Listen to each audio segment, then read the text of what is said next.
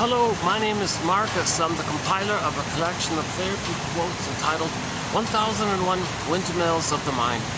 A collection of advanced self-help quotes taken from what's often called the psychodynamic or the psychoanalytic perspective, which long ago, as I understand it, was referred to by some as philosophical medicine or narrative medicine. For the love of narrative medicine, to borrow a line from the singer Steve Perry, who has a song entitled For the Love of Strange Medicine.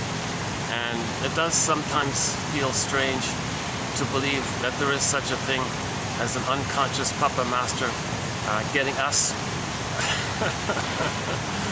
to orchestrate a scene in the past with the positive intention that our unconscious self, our secret self, our repressed self, our denied self, our shadow self, our second self, this unconscious self, the one who walks with me, who's not like me, who is me.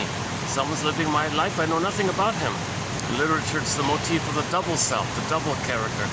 And this unconscious double self, okay, it has a lot of energy, a lot of power, like the iceberg metaphor. Another metaphor, I haven't heard anybody use this metaphor, but I kind of like it, by Edmund Burger, one of our mentors, in terms of the power of the unconscious. He puts it this way: who has more power? The invisible owner of a luxurious, expensive, multi-towered, entertainment complex or something, or, like a condo project or something, or the braggadocio doorman whom you see at the front door. Who has more power? The guy you see at the front door, who may act a little braggadocio, he says, or the invisible owner of the whole complex who's on a yacht somewhere? Who has more power? That's a ballpark approximation that our unconscious has the real power. And we may think, like the doorman, we control everything, we're so important like that. Not a perfect metaphor, but the iceberg is still pretty good. All the ice under the water kind of drives the iceberg. Not the tip of the iceberg, but the tip of the iceberg is just the tip of the So that's kind of strange, that there is such a thing as a double self, a secret self, a shadow self. Okay, now, this self that we're calling the repressed self, the denied self, unconscious self, double self, etc. This self is mainly our lost, undeveloped, wounded, traumatized, authentic self that should be present for us, our real self, with the gifts and the treasures of the real self, the capacities of the real self.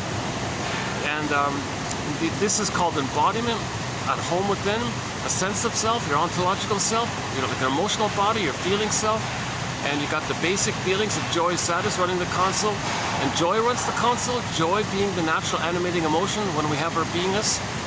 Okay, this authentic self, okay, it wasn't able to develop, hence the phrase arrested development. Its development got arrested or stopped, okay, or stunted development, developmental arrest, etc. And there's even considered to be something's fixed there, stuck like that in its development. So the child had it. We're all born with it. Okay, but if the mother's doing what's called an O cunning tale, if I sit like this, I'm gonna get more distracted, right? Problem is, I had to balance the thing with the fan. I gotta get the fan, and I gotta get the lighting. But if I sit like this, I get all the traffic in front of me, I get distracted. My other spot was taken. Theoretically, I could go back. Okay, sorry, you're going to see me distracted here and now. That's too bad, because I like getting in a flow, and sometimes I forget where I was when I get back on track. The word of the year by the Merriam-Webster Dictionary Company for last year, 2023, was authentic.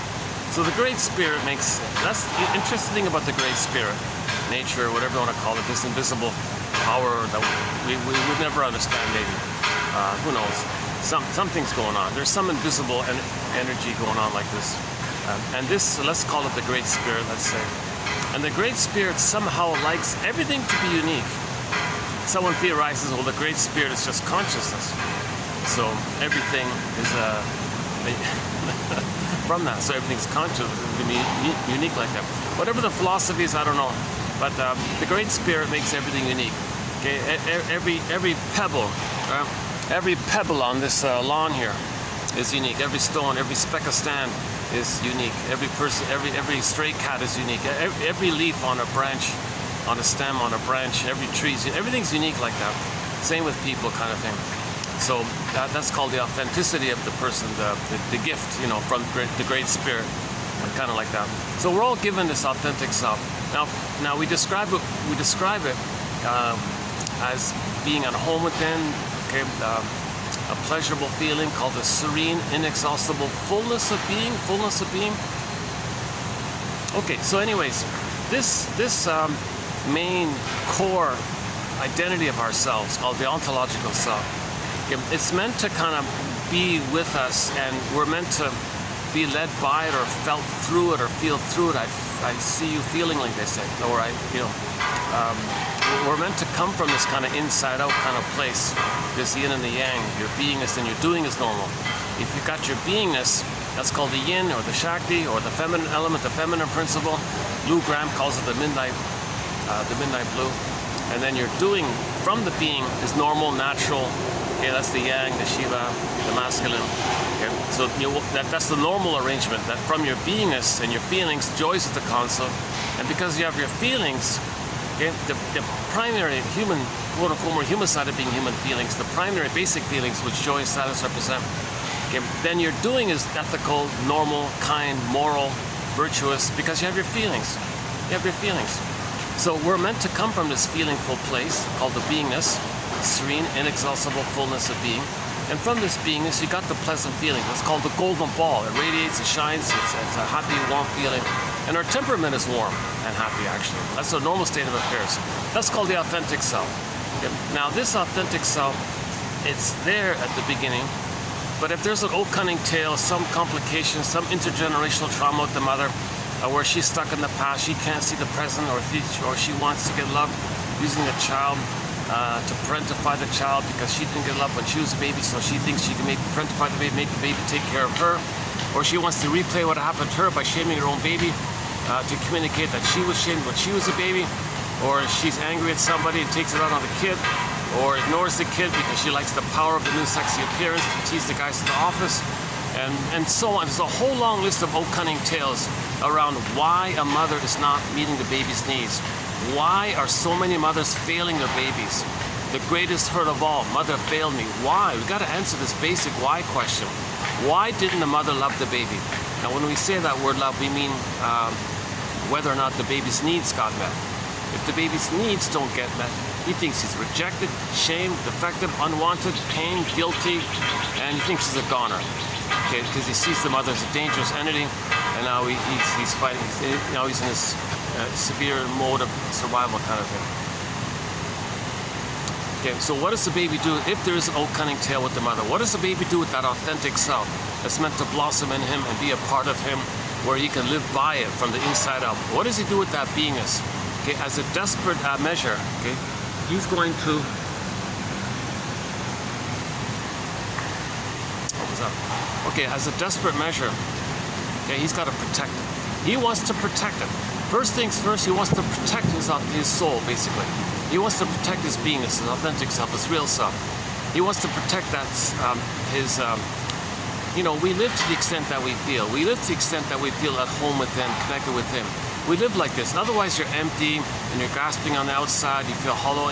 It's pain like then. You got to do things to avoid it. You're meant to come from this being kind of place. Now, but the baby, it's not safe. The mother's not meeting the baby's needs. So he thinks he's a goner. He can't thrive and blossom with his beingness. So first things first, he's gonna flash froze. He's gonna freeze up his beingness. Okay, that's the metaphor of Snow White in a coma in a coffin in the forest. Snow White is a metaphor for a person's beingness. When we saw the condition of Snow White, she's in coma, emotional hypothermia, emotional catatonia. Okay, she's in the glass box, so detached like that, schizoid like that, far away in the unconscious forest. Okay, myths and fairy tales, the forest means the unconscious. Dark, unknown, scary, witches, frightening things, unknown loss, but your innocence is there. And it's wounded like Snow White. Rapunzel's in the tower. All these, this cord gets pulled into the underworld.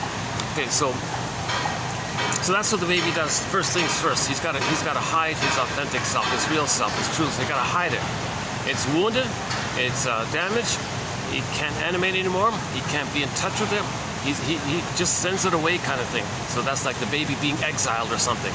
Something's exiled. So he exiles, okay, his wounded, frozen soul. He freezes it up, like cyber, what do you call it? Those cyber, crypto, like in science fiction. He kind of does that to a soul.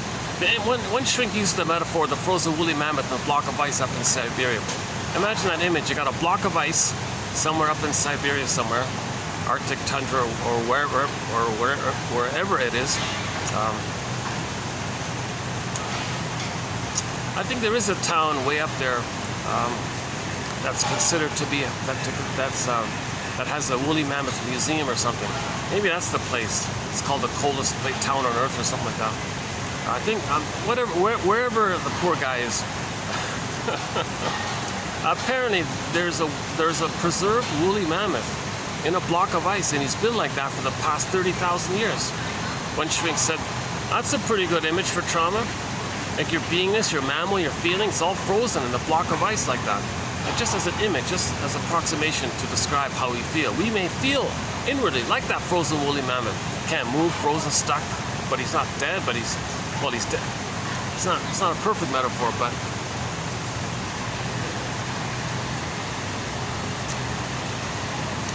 Oh, there's the. Hold on a second. Oh.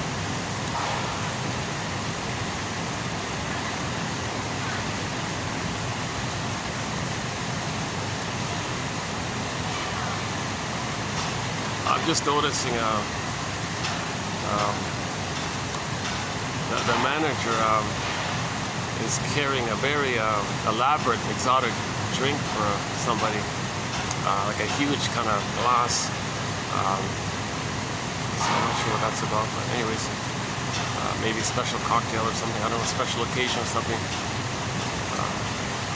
Okay, sorry about the distraction. Yeah, sorry about that. I have been analyzed. You'll see my anxiety. The give back for my anxious deliveries, the quotes are posted below. So yeah, so there's ambivalence with my delivery here. You know, if somebody watches my video and they say, well, if that's not perfect, it's no good. Okay, that means that's splitting, because you're not accepting the humanness that I'm wounded, trying, I'm giving, but I'm wounded. Like there's a balance there, you know. But I get that it's hard to watch somebody who's anxious. So I get that as well. Merriam-Webster regarding the splitting defense mechanism, idealization, devaluation mechanism. She said when she's dating a fellow, she said, quote, you know, if the guy doesn't give me everything I want, what I want, then he gives me nothing. I can't see him as human. I gotta idealize him as the perfect mother that should have been there, and he's gotta be like attuned like that. The moment he's human, the moment he makes a mistake and see him as human, no, I can't do it. This goes back to the baby fixation, where the mother is supposed to be a heavenly, blissful experience of the mother. And if that's not there, he's terrified with the monster. So idealize devaluation like that. Okay, so back to the idea that psychoanalysis is strange medicine. Okay, so we now have 10,000 of these strange quotes. The most recent metaphor I'm experimenting with is that maybe these are a lasso of truth. A lasso of truth from the Wonder Woman series, right? Because you apply it to yourself, you might bring up the truth will upset you free. You apply these quotes, you know, to your parents to get the truth.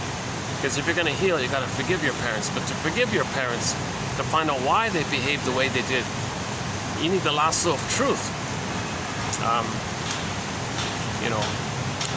So if you see, we post 10 quotes each video roughly, right? And the idea is that 1 out of 10, I think odds are 1 out of 10 will be of help. Sincerely hoping that's the case anyways. And then each day you get one quote and you pile them up together, get your own 1001 Windmills of the mind, which will be unique for each person. You know, it kind of like weaves a little lasso there, facilitating something that facilitates getting up the truth. So there's no set answer here. We got to be detective. We got to be psychological detective, emotional detective, these kinds of things. Geez, even with the fan, I'm still sweating. Oh my God. Yeah, it's still pretty hot out here. I'm the only one. Most people at this restaurant use the indoors for the AC, but I do see one party on the outside part. Let me make a fan adjustment here. I'm not getting the fan here. Hold on a second. Sorry, hold on a second.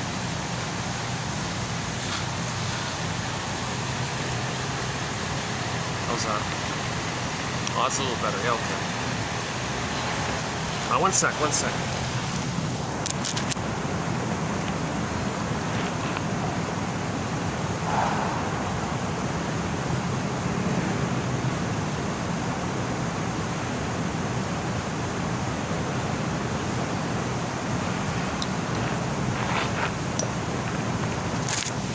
Yeah, I'm reminded of the lasso of truth because a newly added song to our soundtrack is a song called When the Boss Is Coming by a Nigerian from Nigeria, the pop diva kind of singer, typical pop diva, kind of singer. She's got a modern techno thumping, electronic quick kind of song called When the Boss Is Coming, and it's from her album entitled The Lasso of Truth. So I was kind of reminded of that. So the truth will upset you free. Go to TQ 2822. The journalist Lucy Freeman went to see her shrink, and he said to her, "Oh yeah, Miss Freeman, you're a very good journalist. You ask a lot of good why questions. You why this, why that. You're very good with all these why questions. But what? You're missing the most important why question. That's at the root of it all." Really, Shrinker Man?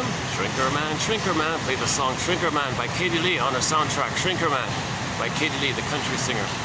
What's that, Shrinker Man? What's the most important why question? That's at the root of it all. That's at the core of it all. I'm a journalist. I want the truth. You really want the truth? Yes. What's the most important why question? That's at the core root of it all. I want to heal. Give me the truth, Shrinker Man. All right, fasten your seatbelt. All right, my seatbelt fastened. Why didn't my mother love me? Okay, she talks about the exercise of free association. So when you get feedback, you're meant to explore it and be curious and, and give examples and discuss it. And then finally in what they call free association. Okay, in the Disney film Inside Out 2, you saw the broccoli boat. They're free associating, going back to the stream of consciousness to get to the back of their mind, the repressed memories. So you get the abreaction, the release with the avalanche. So she's talking about it, free associating. And when you get to that point, when you face that painful truth, the greatest hurt of all, mother failed me, that she didn't love you. Now why? And when you get to the appreciation of why, when you understand why she didn't love you, why didn't she love the baby? Then you realize you didn't get the love. That's a huge loss. You're surprised. Grief process, huge surprise, stages of grief kind of thing. Okay? And then when you feel safe with somebody, when you're talking like this, it may get the abreaction. So the avalanche scene in Inside Out 2, those orbs came rushing to the front. So she mourned, she wept, she said, and had a huge release like that. And then her symptom went away. The reason she went to the shrink, she had a symptom. Just like in Inside Out 2, Riley would calm down and was healthier, and she was on the verge of getting a psychosomatic symptom. Are you hearing me okay with the fan? Also, the lighting's changing on. That's the funny thing about this place, with the clouds. The lighting keeps changing on me every couple seconds, every couple minutes.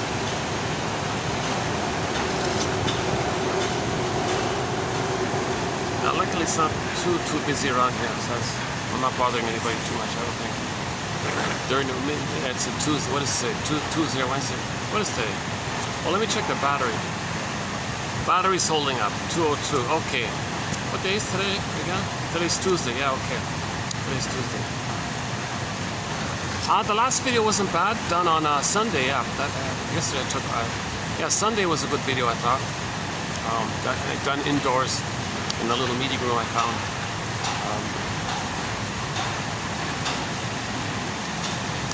We're posting a lot of excellent quotes here. I have to honestly say this. There's a lot of exciting, clear, interesting, informative quotes. Hard to find quotes by the shrinks. So 90% of the quotes are from the medical doctor. And when we say shrink, we mean a medical doctor. Like a regular medical doctor, your family doctor, a medical doctor, who then got tired, of playing whack-a-mole with people's symptoms. Take a pill, whack-a-mole, push it down, push it down, push it down. These symptoms are emotional, they're psychological. So they feel, a lot of them feel, it's not too meaningful like this. Yes, your job is to remove suffering, but they want to go deeper. A lot of them are curious, why is the symptom being there? No one has time to talk about it and do an analysis like that and help a person to grieve and mourn. It takes, you got to build somebody's ego, you got to build somebody's tolerance to make links and face the truth like that. It takes time like that.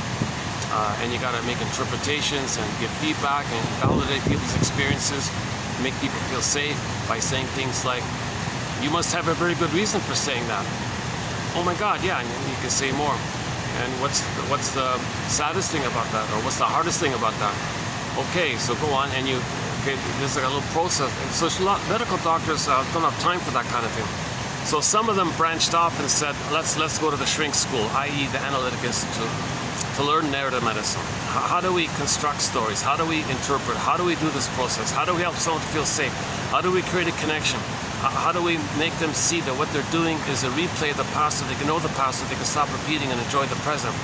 Yeah. How do we help people understand transference, projection, and reaction formation, and developmental arrest, and the issue of symbiosis, doublethink, and translogic? How do we help people need these kind of unraveling and identifying?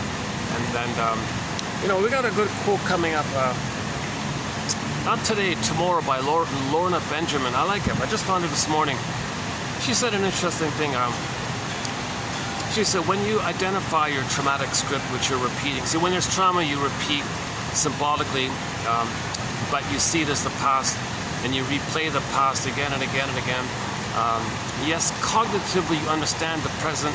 Materially, it's the present, but you're relating to it as a new edition of the past, a new replay of the past. So you're reenacting the past, because that part of the brain, when the baby's traumatized, doesn't know time.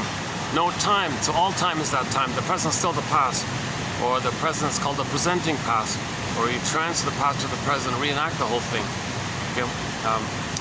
So part of it is when you identify what you're doing in the present as a replay of the past, bring that to your attention.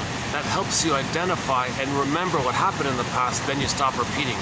Okay? Freud's most famous essay, memory, working through, and repetition. Okay, it means we repeat because we don't remember. Okay, finally, when we remember, we stop repeating. At the same time, we repeat to try to remember. In the process of trying to remember, we're suffering through this, called working through or suffering through. Finally, that's called mourning, apprehension, inside out two again. And then you stop repeating and you can live in the present. So Lorna Benjamin, and tomorrow's quote by Miss Benjamin there, I just rediscovered her this morning. She's a decent compromise between general CBT kind of pop psychology kind of thing and the psychoanalytic area. So she does something like what Janop does, tries to find a bridge between the two. And her version is one of the better ones, I think, in that area. So her approach is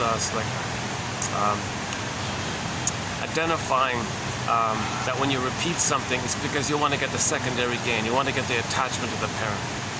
It's dysfunctional. She calls it a gift of love. I don't like that phrase of hers, but that's why we repeat, to get that attachment. Because you think if you're still attached, maybe you got to hope that mother will provide the love. It doesn't make sense because the present isn't the past. Anyway, she said, let's see if I remember right. She says, when you identify this traumatic script that you're repeating, you never fully exercise it. You never fully goes away. But you want to unblend from it, and then make a new deal with it. Whereas before you were it, now you accept it and have a new relationship with it. So you want to have a new relationship with your trauma. That's another way of saying you're going to accept the past, identify the past as a past, capture the past, give it a time and a place, set it as a past. That's what happens with mourning. You never erase the past, but you can lay the ghost to rest, and that frees your energy for the present. And then you don't have to be loyal to the past. thinking if you repeat the past, mother will give you the love that you didn't get. Okay? When there's trauma, we repeat with the unconscious hope for the fulfillment of old unfulfilled needs. Baby had needs, obviously. No baby can be himself if he doesn't get loved by his mother, get his needs met by the mother. If that's frozen, if that's all frozen up, it's trauma. When something's trauma, we repeat to see if we can magically get a better outcome for the past. Doesn't make sense because there are no time machines. You can't erase it. It's a one-way ticket. You can't go back on a time machine. So we repeat it symbolically to observe it, to see it as a communication from us to us of what happened in the past. Then you identify what happened in the past, admit it. Now we have a resistance to this. We don't want to admit this. We don't want to face this. How many people want to say that their mother didn't love them? How many want to think that their mother was emotionally immature, that she was narcissistic or BPD or schizoid or sadistic or cruel or resentful or I don't know, or she wasn't a warm, mature, maternal, loving mother, despite what appearance, what tricks she used on the baby. No one wants to admit the mother was so hostile like that, because the core of it all, the imprint of it all is the baby must believe the mother's good to survive. He'll deny that the mother's hurting him. That's called the famous splitting mechanism. Okay? When the baby doesn't get his needs met for the mother, he projects his rage and needs onto her and thinks the mother's an alien, a sea-headed monster, a boar queen, a cyclops, okay, a guy with the horns, some scary, frightening entity. Go to yesterday's video on this one. And then he denies it. That's not my mother. No way, impossible. Because he can't survive if he thinks his mother's a sea monster or a cyclops. So he puts that in a separate psychic bin, so to speak. That's an inside-out tube. That's when you see Riley putting the memory orb into the repression tube ejection machine and pops it away. So she's going to repress it. Deny, repress. No, I can't admit that. I can't admit that my mother's hurting me. I can't admit that my mother's a monster. No. Because baby... The idea that the baby thinks the mother's a monster is a coping strategy to deal with the pain with the mother. Because from the baby's perspective, he's a goner. He's in a rage. Out of his own rage and his needs, he creates an image like that. He might create an alien image because it's alien for the mother to hurt him. It's out of his world, so he might have an image of some scary, dangerous kind of creature. That's why later on people say, oh, aliens, okay, that's code for this stuff. Yeah, it's called projection. Could be the guy with the horns, any scary entity like that. So how does the baby survive if he thinks his mother's now a monster in terms of the image he creates that he's dealing with, not the reality of the mother? He's got a bridge like that to cope with this. So he projects his rage and oral needs and oral greed and oral rage onto the mother image and thinks the mother's that. Baby feels like a hungry wolf, the mother's a monster, bigger hungry wolf. Like this, okay, so that's how he copes with it. So now he's got to say to himself, no way, I can't survive if my mother's a monster. Separate psychic bin, splitting, deep repression, compartmentalization, and then hallucinates. Trying to survive. Baby's trying to survive. He's a genius. How does he survive? Like the thirsty guy in the desert, hallucinates an oasis, trying to survive. Baby's trying to survive. He just hallucinates a supremely, divinely beautiful, ideal breast mother. And it's there for him. And it chooses him and accepts him, and he's chosen and special and loved and won. And he makes that all, it's all illusion. It's all an illusion or delusion, okay? But it's a trick to help him survive. Because if he relates like that, if he thinks like that, then he'll accept the powder stuff from the monster, which he denies. See, that's how the trick is called splitting. So imagine that as a source point. If that doesn't get resolved and splitting's still being used in a person's life, they go through life with these kind of either-or things. And actually, today's quote talks about a lot of prejudice in the world is because somebody will project.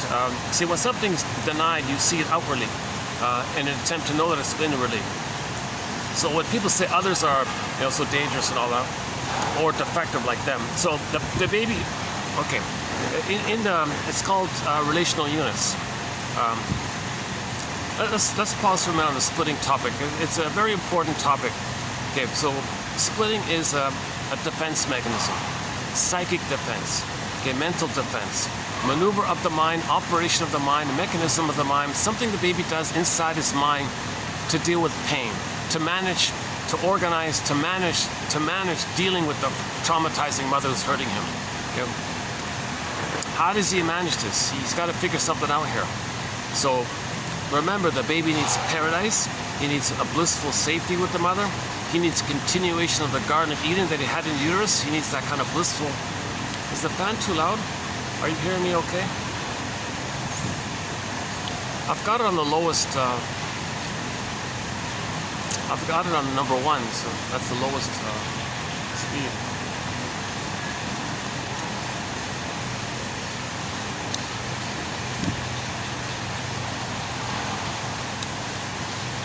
Yeah, I think you're still hearing me okay, right? Or not? It's hard to tell. It's very sensitive. If this phone picks up any of the wind from the fan, you don't hear it. You just hear this muffling sound. At the same time, I need a breeze, but not to the phone. That's why the indoors are nice too.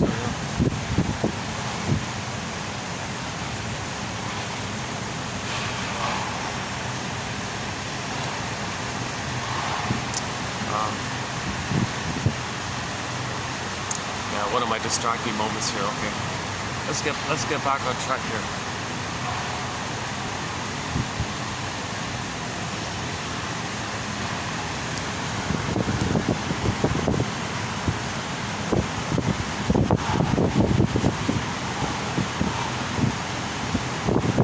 Let's take a small breather here.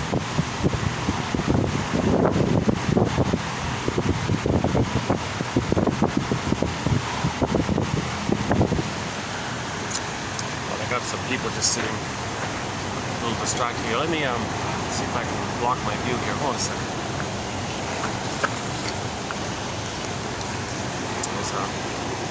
Still. If I sit like this, I can block the view a little bit, right? Okay, hold on. Let me change the time here.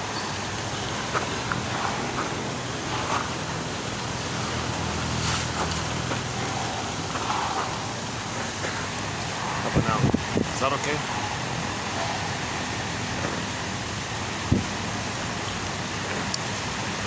I'll do it like this, should be okay. Let's see if I can. Actually, it's kind of nice the way it was before. That's what I'm talking about, these interruptions. Like I get out of the flow. Still, I'm trying to block the view. Over like that. Okay.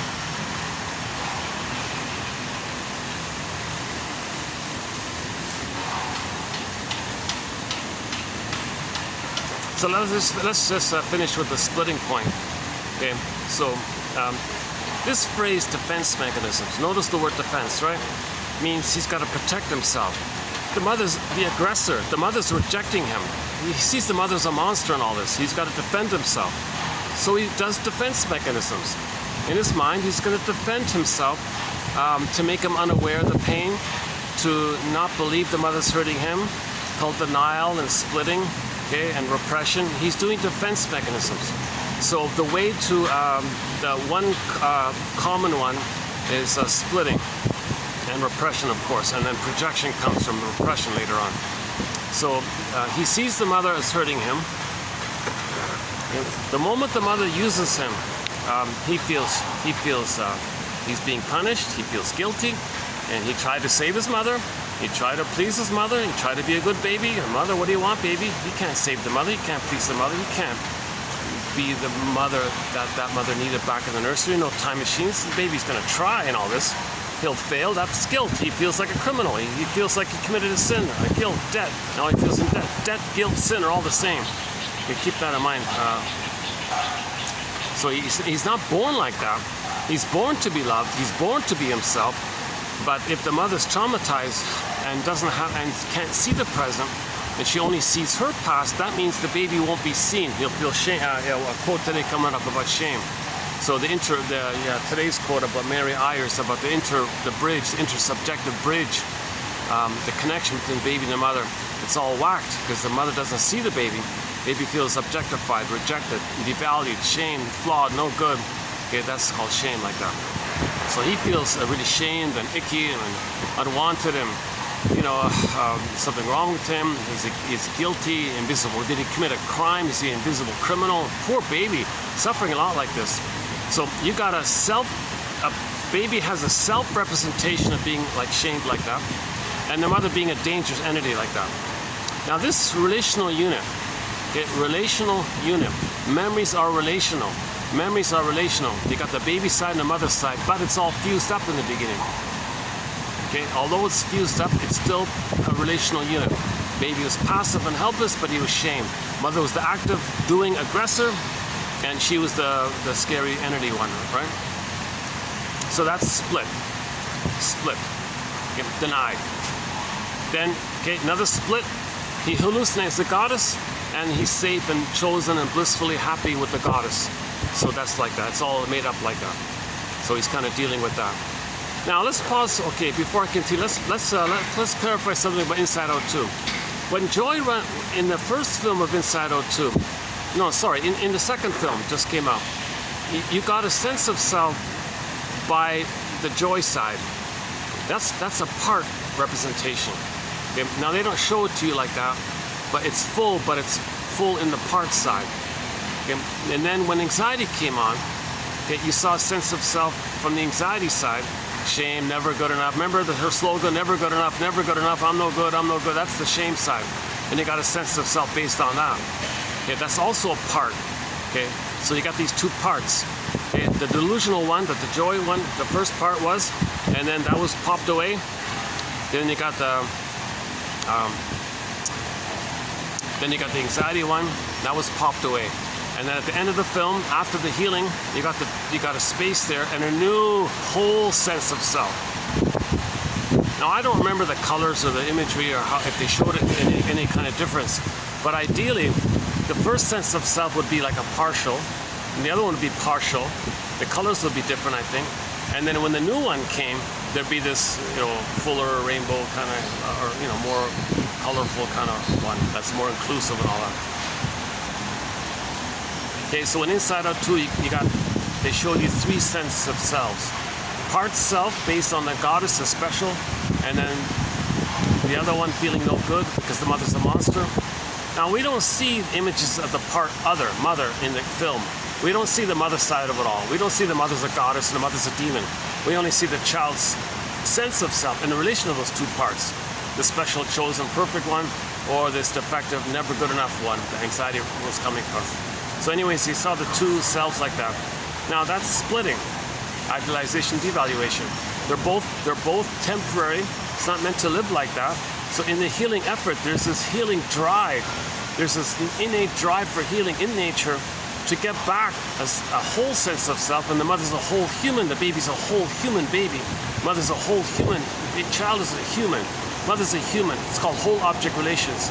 And that's the realistic thing, that we're wounded, but we're good, or damaged, or confused, or kind, or confused and angry. When we're scared, but we mean well, but when we're scared, we're not aware of ourselves. Our ego's damaged, so we cry for love, and we're loving, but we still cry for love. There's some more ambivalence like this, called ambivalence, or the third side of the coin, or ambivalence, or the middle way, or the middle ground, the golden mean, the middle way, etc. It's something that's three-dimensional. It's related to our humanness of it all. No human is a god, no human is a demon. People are people, and we're loving by nature, but we're traumatized.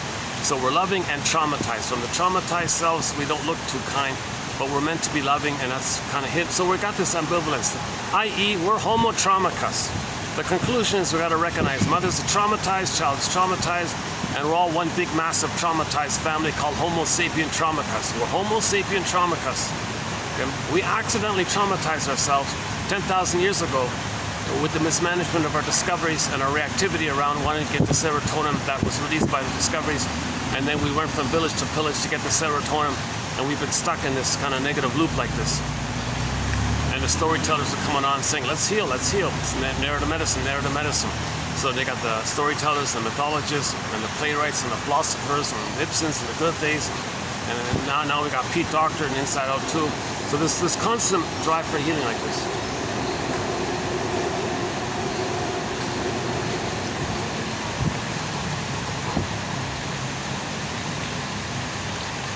If I keep looking over there, I get distracted. I gotta keep my attention here.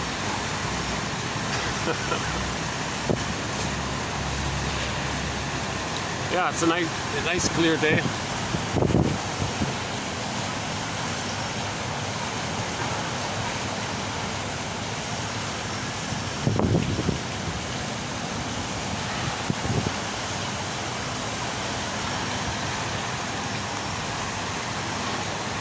Okay, did that come across okay with the splitting?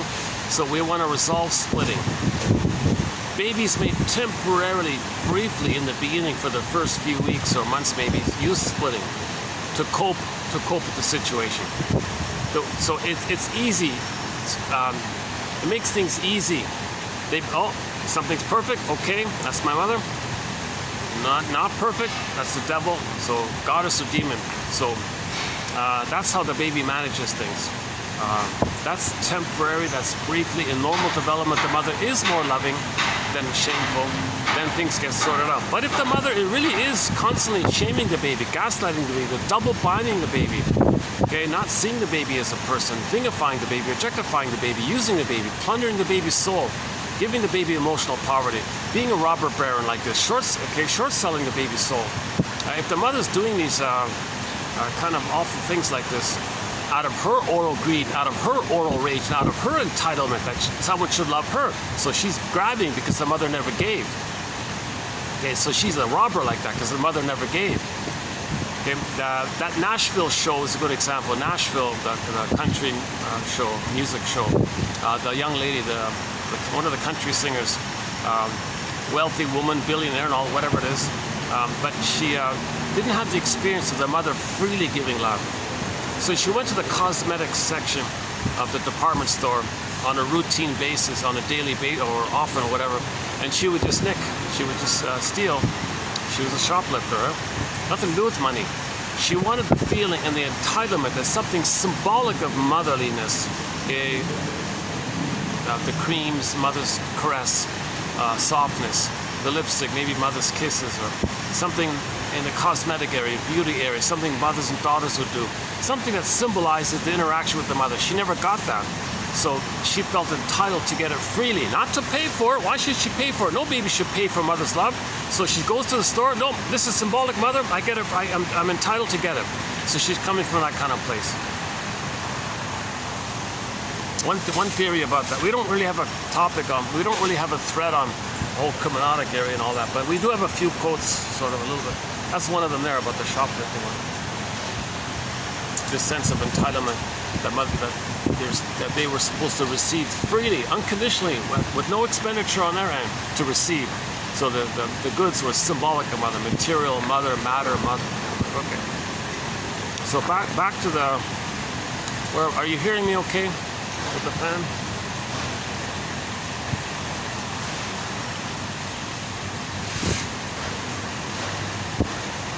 Maybe I should hold on a second. Let's move it up a bit. Okay, let's try that. Yeah, sorry about the choppiness of the video a little bit. Sometimes I get lucky. I get the place to myself almost. I can speak freely straight through.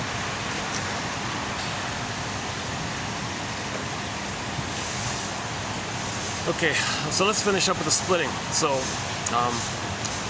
in Inside Out 2, you saw the resolution and the healing of that. It's not either or. It's not the sense of part self where you're always no good, never good enough. Then anxiety was always trying to redeem the mother and be perfect for the mother, and maybe mother will feel seen and loved and provide the love in return. It's impossible. No baby can save the mother, so they always feel defective and no good. That's unrealistic on the baby. But he does that in an attempt to get mother's love. He adopts that in an attempt to get along with the mother. He accepts it upon himself that he's guilty, sinner, dead, etc. This slogan, by the way, the guilt, the original, the sin one, okay, the baby didn't commit a crime, but he thought he committed a crime. So babies are traumatized to feel guilty. So later on, people would say you're all guilty, then 20% put others in debt because they feel guilt. And then the ones in debt, well, they feel guilty too.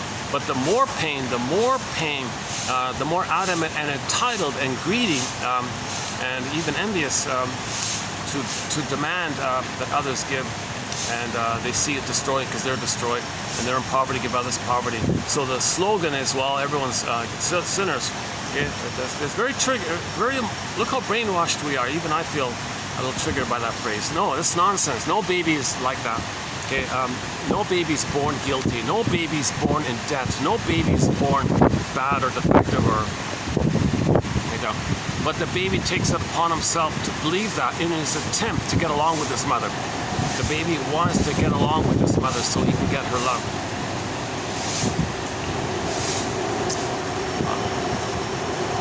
What's going on here? Why am I getting the fan like this?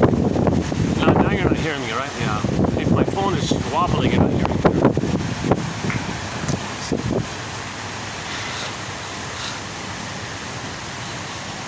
Let's try that.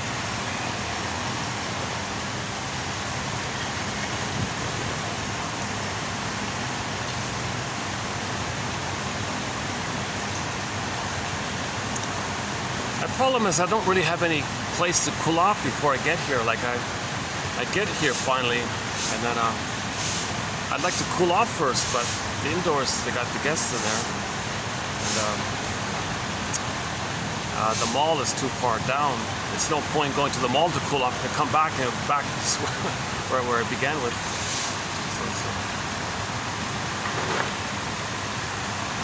Yeah, why am I telling you this? Yeah. Okay, let's finish up on the point about psychic splitting. Okay, the baby is using a defense mechanism. He's defending himself. He's protecting himself to manage the situation with the shaming mother. He manages it by saying, no, mother's not a monster, mother's a goddess. He tricks himself. He lies to himself, but he's got to trick himself to feel safe enough to take the powder stuff or whatever he received. He's got to delude himself that the mother's safe, even if it's a big lie.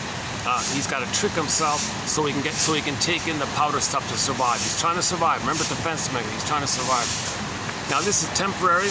Okay, the jargon is the paranoid schizoid position. No, the mother's not a monster. No,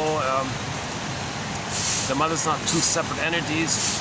In the mythological goddess and demon realm, you see the baby's mind is pictorial, it's imaginal, it's primary process mentation. The baby has what's called primary process thinking. Primary process mentation. Alice in Wonderland, myth and fairy tale thinking. Images, pre-verbal, exaggerating.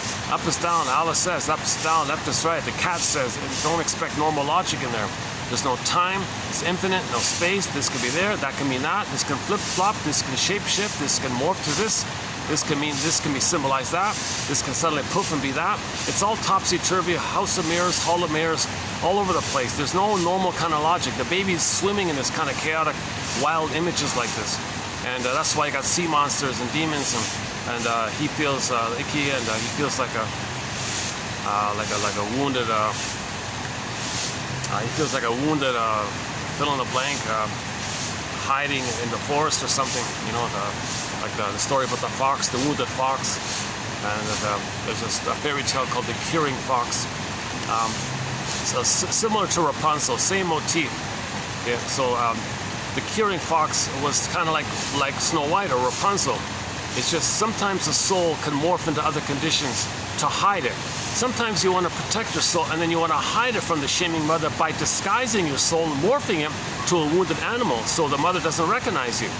So Rapunzel, you see it's a lady, and Snow White, and but you know, the soul, if it's very damaged, it can morph to some other condition, like a wounded animal. So in the curing fox story, okay, there was a problem in the house. Go to the unconscious, find the wounded soul, bring the wounded fox back to the hut, and nurse him back to health, take care of him, and then everything's normal. So that means the person feels impoverished inwardly. Got to find their wounded soul, be nice to themselves, and everything, you're healed like that. It's not a separate outer story, not a literal outer story. There's no technical tower with a Rapunzel in it. There's no outer things. Myths and fairy tales are symbols for inside. Remember, the primary world. Myths and fairy tales are about this primary imaginal world. They're true on the inside. Inside, we create pictures, symbols to describe this invisibleness of what's going on inwardly. We create these pictures to have some kind of way to talk about the inside. They're not literally true. Huh? They're just symbols to talk about the inside. You got to think in those kind of terms. Okay, it's primary mentation. Where are we here? Splitting. Let's finish up the splitting one. Another quick way to discuss splitting is when the baby's nursing, he can't do under heaven, over hell. He can't do ambivalence. He can't do, oh, mother's hurting me. Oh, well, she's having a bad day. That's okay. You know, she would love me if she could, but she's having a bad day. I'll still see her as a loving mother, but she's just having a bad day. Oh, that's okay, I can handle that. Baby can handle these things. He cannot handle confusion. He can't have what they call theory of mind or empathy for the mother. He's not there yet. He's too early. It's too early for him. Don't expect a baby to have empathy for the mother. And forgive the mother for this. It's a matter of heaven or hell. It's either or for the baby in the beginning. The baby has heaven in the uterus. He needs the heaven and the uterus and the paradise and the Garden of Eden, the Shambhala, Shangri-La, Nirvana, paradise. That's got to continue for the first 4 to 5 months. When he makes the transition from the water world to the land world, the bubble of the paradise has got to continue. So mother's got to make that transition, protect that transition, or if it is damaged at birth or pre-birth, the mother can restore it with what's called a secure attachment style, a rhythm of safety, a blissful oneness, and restore it. So babies ideally have it in a continuous way: leave the cord, leave the placenta, hand the baby to the skin to skin, breastfeeding, loving gaze, leave the cord, leave the placenta, maintain the continuity of it all. And the mother can prepare for that with a gentle birth, Laboyer, Clausen Kennel, lotus birth, position, tilting, and all these things mothers can do in advance. But if there are problems, as long as you leave the cord and leave the placenta, barring extremely exceptional cases, disclaimer, I'm not a doctor, you hand the baby to the bosom, he latches on, he suckles, all is good. Skin to skin, leave the hormones, leave the smells, leave the skin to skin, and then when the baby's suckling, the nerves in the child line up with the nerves in the mother, and there's a cable, like there's an interpersonal bridge there, and the mother will understand the signals, and then she could supply and mentalize, understand, and provide that unconditional love, that one-way love to the child. Okay, no condition, it's all mother's there to meet the baby's needs, just as the baby's needs were met in the uterus. Okay, so the baby inside didn't have any conditions. Everything was given freely. It flowed, it's smooth, what he needed got met. Oxygen, food got sent to him in a smooth, rhythmic way, right? Waste elimination went up to the placenta, got to take care of, smooth, rhythmic. Baby, cord, placenta, mother, placenta, cord, baby, cord, placenta, mother, placenta, cord, baby, do, re, mi, 1, 2, 3, A, B, C, do, re, mi. It's got to flow like that, it's smooth, it's called a rhythm, called attunement. And it's there's considered to be even like a prototype of music is in there, because he hears the mother's heartbeat pulsating in the cord and the blood flows. There's some kind of prototype of music there. So Grassi says the first mother's music, because that's what's not. If the baby thinks the mother's him, what's not him? Maybe the sounds, maybe the music. Anyways, let the music play on. When the baby comes out, that music's got to play on. That blissful, smooth flow, let the music play on. It's got to continue. So the line's got to be there. I got to play the Spirit song, Randy California. I got a line with you. I got a line on you. I got a line with you. Okay, and the skin to skin, and the loving gaze. Back to Miss Ayers. She talks a lot about the loving gaze. The baby's got to see in the mother's eyes that she accepts him, and she's present to him, and she welcomes him. Then he treats himself like that. The way the mother's attitude towards the baby, he internalizes it and does it to himself. If the mother hates him, he's going to hate himself. Mother blames him, he's going to blame himself. Okay, if the mother's like vacant, he'll be vacant to himself. How the mother treats him, he'll treat himself. It's called internalization. He's going to internalize and remember and create a neural networking called the intrapsychic or intrapsychic by the interpersonal. The interpersonal leads to intrapsychic or intrapersonal. Another way of saying it. So if the mother's present for the baby, he'll be present to himself. If the mother sees, hears, feels the baby, he can do those things for himself. If the mother soothes the baby, he can do that to himself. He can comfort himself if the mother comforted him, because the memory's there, and it's a neural circuit, and it goes on like this, and so on and so forth, right? If the mother accepts and thinks well of the child, he'll do that for himself like that.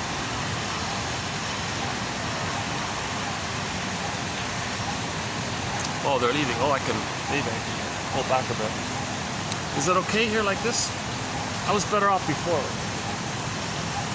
Yeah, see, it's too hot. They went inside. Yeah, you can't. It's hard to last out here without the fan. Yeah.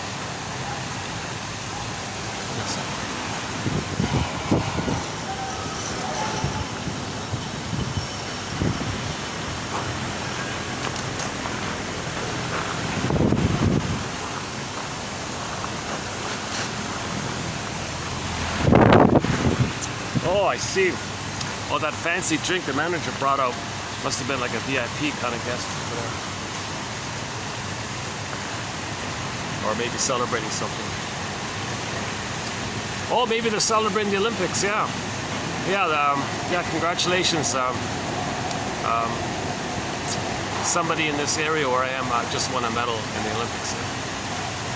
I don't know the full details, yeah. Oh yeah, we talked about the Olympics, the opening ceremony in the past few videos. If you want a discussion about this issue of analyze this people, the Dionysian guy came out, analyze this. Yeah, the food dish, pulled up the thing, and Dionysius, the Greek god, Dionysius. So I spent a fair bit of time on it already in the past 3-4 videos. So I'm not gonna, oh, they're going back to it. Oh, okay, sorry. Oh, they're still staying outside, those people. Well, I don't hear them, they don't hear me, so I guess it's okay, right? There's enough noises and things all around.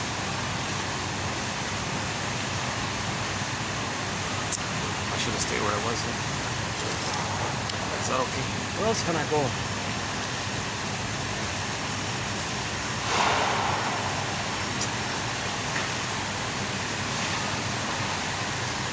I'm pretty much limited to this spot right here for now. Okay, just give me a minute to make an adjustment. Yeah, give me a second. Hold on a second. Oh, the coffee's really kicking in today, huh? Yeah, speaking of coffee, so by the way, for the price of half a cup of coffee, one can get this encyclopedia of quotes. These 10,000 quotes. The link is below. Patreon link is below.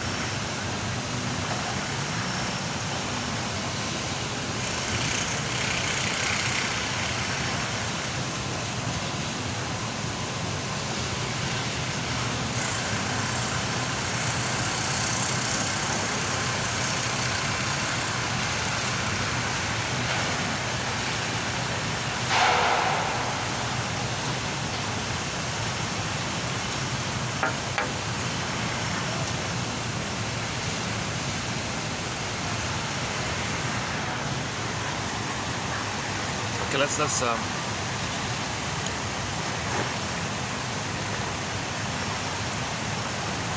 where were we? Yeah, so in the primary mentation world, the baby's swimming in pre-verbal, pictorial, widely exaggerated. Baby's passive, helpless, powerless. From the baby's perspective, the mother's this giantess in the nursery. So if he's enraged, the giant's enraged.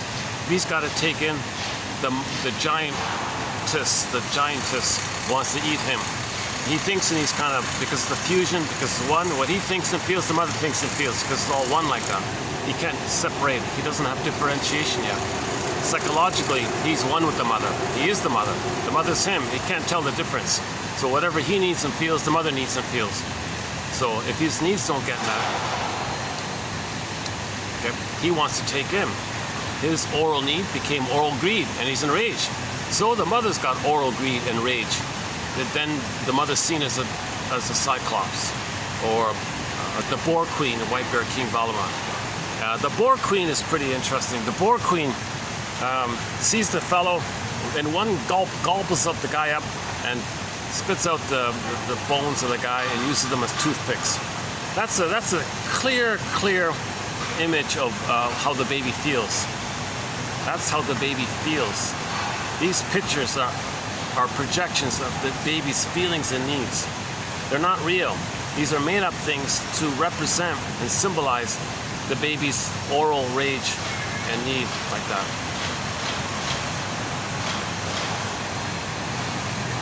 Where were we? Sorry, where were we? We're still on splitting, right? It's always worth spending time on splitting out. So the baby can't do either, or the baby can't do under heaven, over hell. I'm borrowing that line from Street Heart, the classic rock band Street Heart. Yeah, excellent band. Kenny Shields, the lead singer, passed away maybe 10 years ago or something like that. Now it's a pitiful, miserable cover band. Oh, don't bother. It's I have no idea why they would choose that replacement singer. He's nowhere near it. It's intolerable. It's kind of like Prism, a similar idea. And most replacement singers kind of wreck it. But anyways, so Kenny Shields was the lead singer of the band Streetheart, and their second album, their finest album was the second album. It was entitled Under Heaven, Over Hell. It's from a lyric from one of the songs called Storyteller. Great song, Storyteller. It's on our soundtrack. A lot of classic songs from that album. Storyteller, Star, Hollywood. What Kind of Love Is This? Is that on there? And a few others, yeah. Kenny Shields, just before he passed away, the last thing he recorded was a cover. I mentioned Spirit before, right? He did a cover of Spirit's Nature's Way, just before he passed away. Nature's Way. Sort of maybe showing a little sign of support for the guy. He got ripped off and all this. That's pretty obvious, I think. No, not much. It's pretty blunt. It's pretty blunt how he. Anyways, so I thought that was nice of him to. Maybe that's why we don't hear about him too much. Maybe he was had some consciousness of some kind. I don't know the full story, but anyways, I like the phrase "under heaven, over hell." The baby can't do it. He can't do it. It's heaven or hell. So if the mother messes up with the baby, he's in hell. Mother's a monster. The emotion, he feels shame. Okay, the storytellers would describe the emotion of shame and make a picture. How shame is invisible. It's invisible. Right? It's a feeling called the burning, biting feeling. So what symbol of shame can we make? Okay, so the storytellers came up with the hell scene. Hell is a picture or symbol to represent, to communicate, to describe the invisible inner truth called shame. Shame being a burning, biting feeling related to when the baby feels rejected. Okay, the feeling when your mother doesn't accept you is rejection, and the feeling of rejection is shame. It's a burning, biting feeling. So the storytellers would, with their imagination, take out a paintbrush or describe it in the oral tradition. Oh yeah, hell, fiery and all this. Okay, so that's an emotion of shame. Again, symbols are just something we see that are not true to help us talk about something that's invisible that's true. And there's a little link like that. You've got to keep that in mind.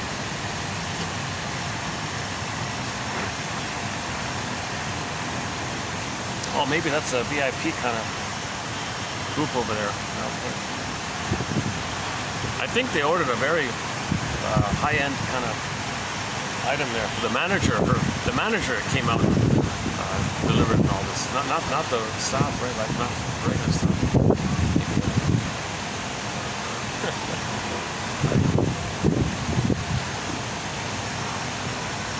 All kinds of people come. This is quite a fun place. This is a really nice place. This is really a nice place here. It's a sort of an event kind of place as well. A lot of the functions and parties and groups and weddings and company meetings and company banquets and you name it. A lot of often the whole thing is booked. Like the whole place will be booked for a company event or a wedding or something. I saw a kids party here. I saw like a seniors kind of thing here once. Yeah, a lot of company events here. And they got a lot of things for the kids.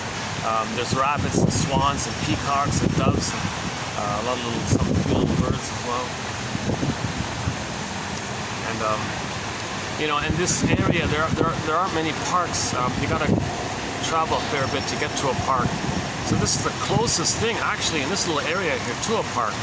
Close, not too far from the SkyTrain, which I take to get here. Now you can hear in the background, if you can hear it, that's the SkyTrain.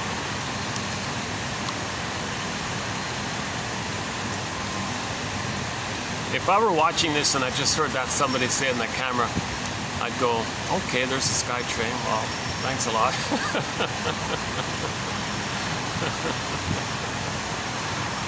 I keep all my mistakes and bloopers. It's a work in progress. I haven't been analyzed. I have anxiety. I sweat easily. I have anxiety. All my stops and starts and ums and ahs, little corrections.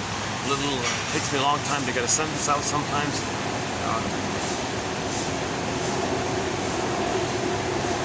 Maybe I demonstrate a lack of confidence that I made myself clear, so I got to say it again. This mother never heard me. I got to say it again. No, I wasn't heard, was I? I got to say it again. Maybe I'm a little repetitive, trying to get through to a mother of mine who could only see the past and wasn't available for the present. Maybe something like that. Yeah.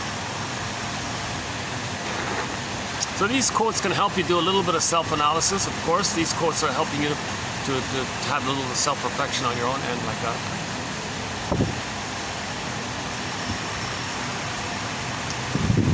Okay, so the baby splits. Okay, in his mind, he does psychic splitting. Psychic splitting, as they call it. So you got two relational units, and they're split. One relational unit, okay, is the goddess, the perfect breast, the ideal breast, bountiful, reliable, unconditional, beautiful, perfect, you name it. She's a beautiful, beautiful goddess who's just purely there for you with no thoughts otherwise, just so perfect, right? And then you're one with that, so you feel special and chosen and delighted and safe.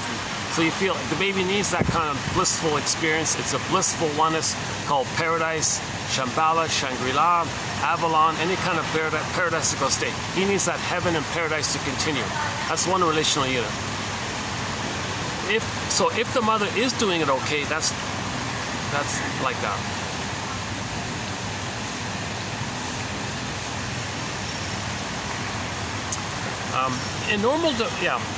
No mother's going to be perfect. So when the mother slips up, he copes by saying, "That's a monster. I feel defective." No, that relational unit split off. So the two relational units, okay. When the mother's a monster, he's rejected and he's a wounded, frightened baby, animal, scarred, hungry, starving, tattered, whatever. Okay, so he feels shit. That's a symbol of how we feel. Okay, so that relational unit, unloved self, rejecting mother. Okay, relational unit, unloved self, unloving mother, or rejecting mother. The shrinks are polite about it. Masterson calls her the withdrawing mother. Withdrawing. She withdrew her love. Masterson's very polite about it. She withdrew her maternal supplies. She withdrew.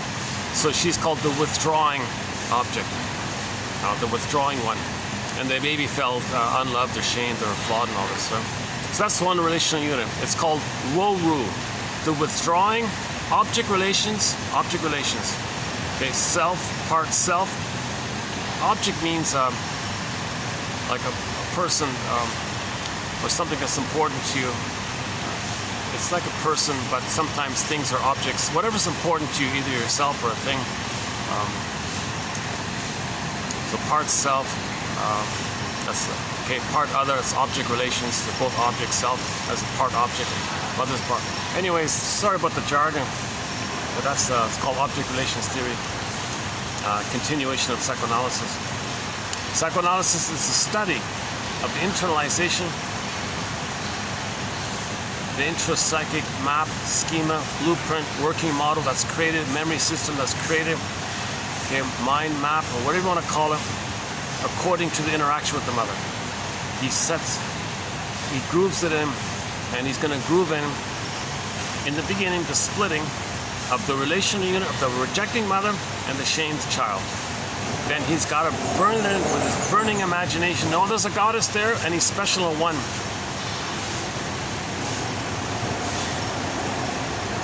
Now he's dealing with, he'll deny the shamed relational unit, the withdrawing relational unit.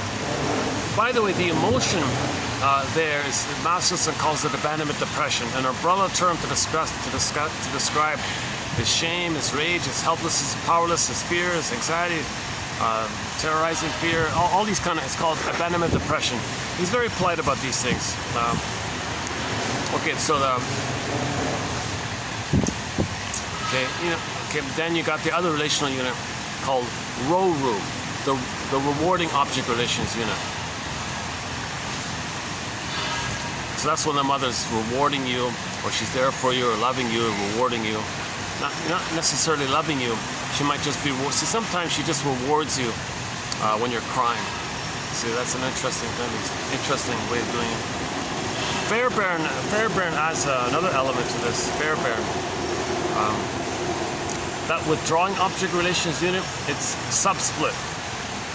The alluring part mother and the rejecting mother.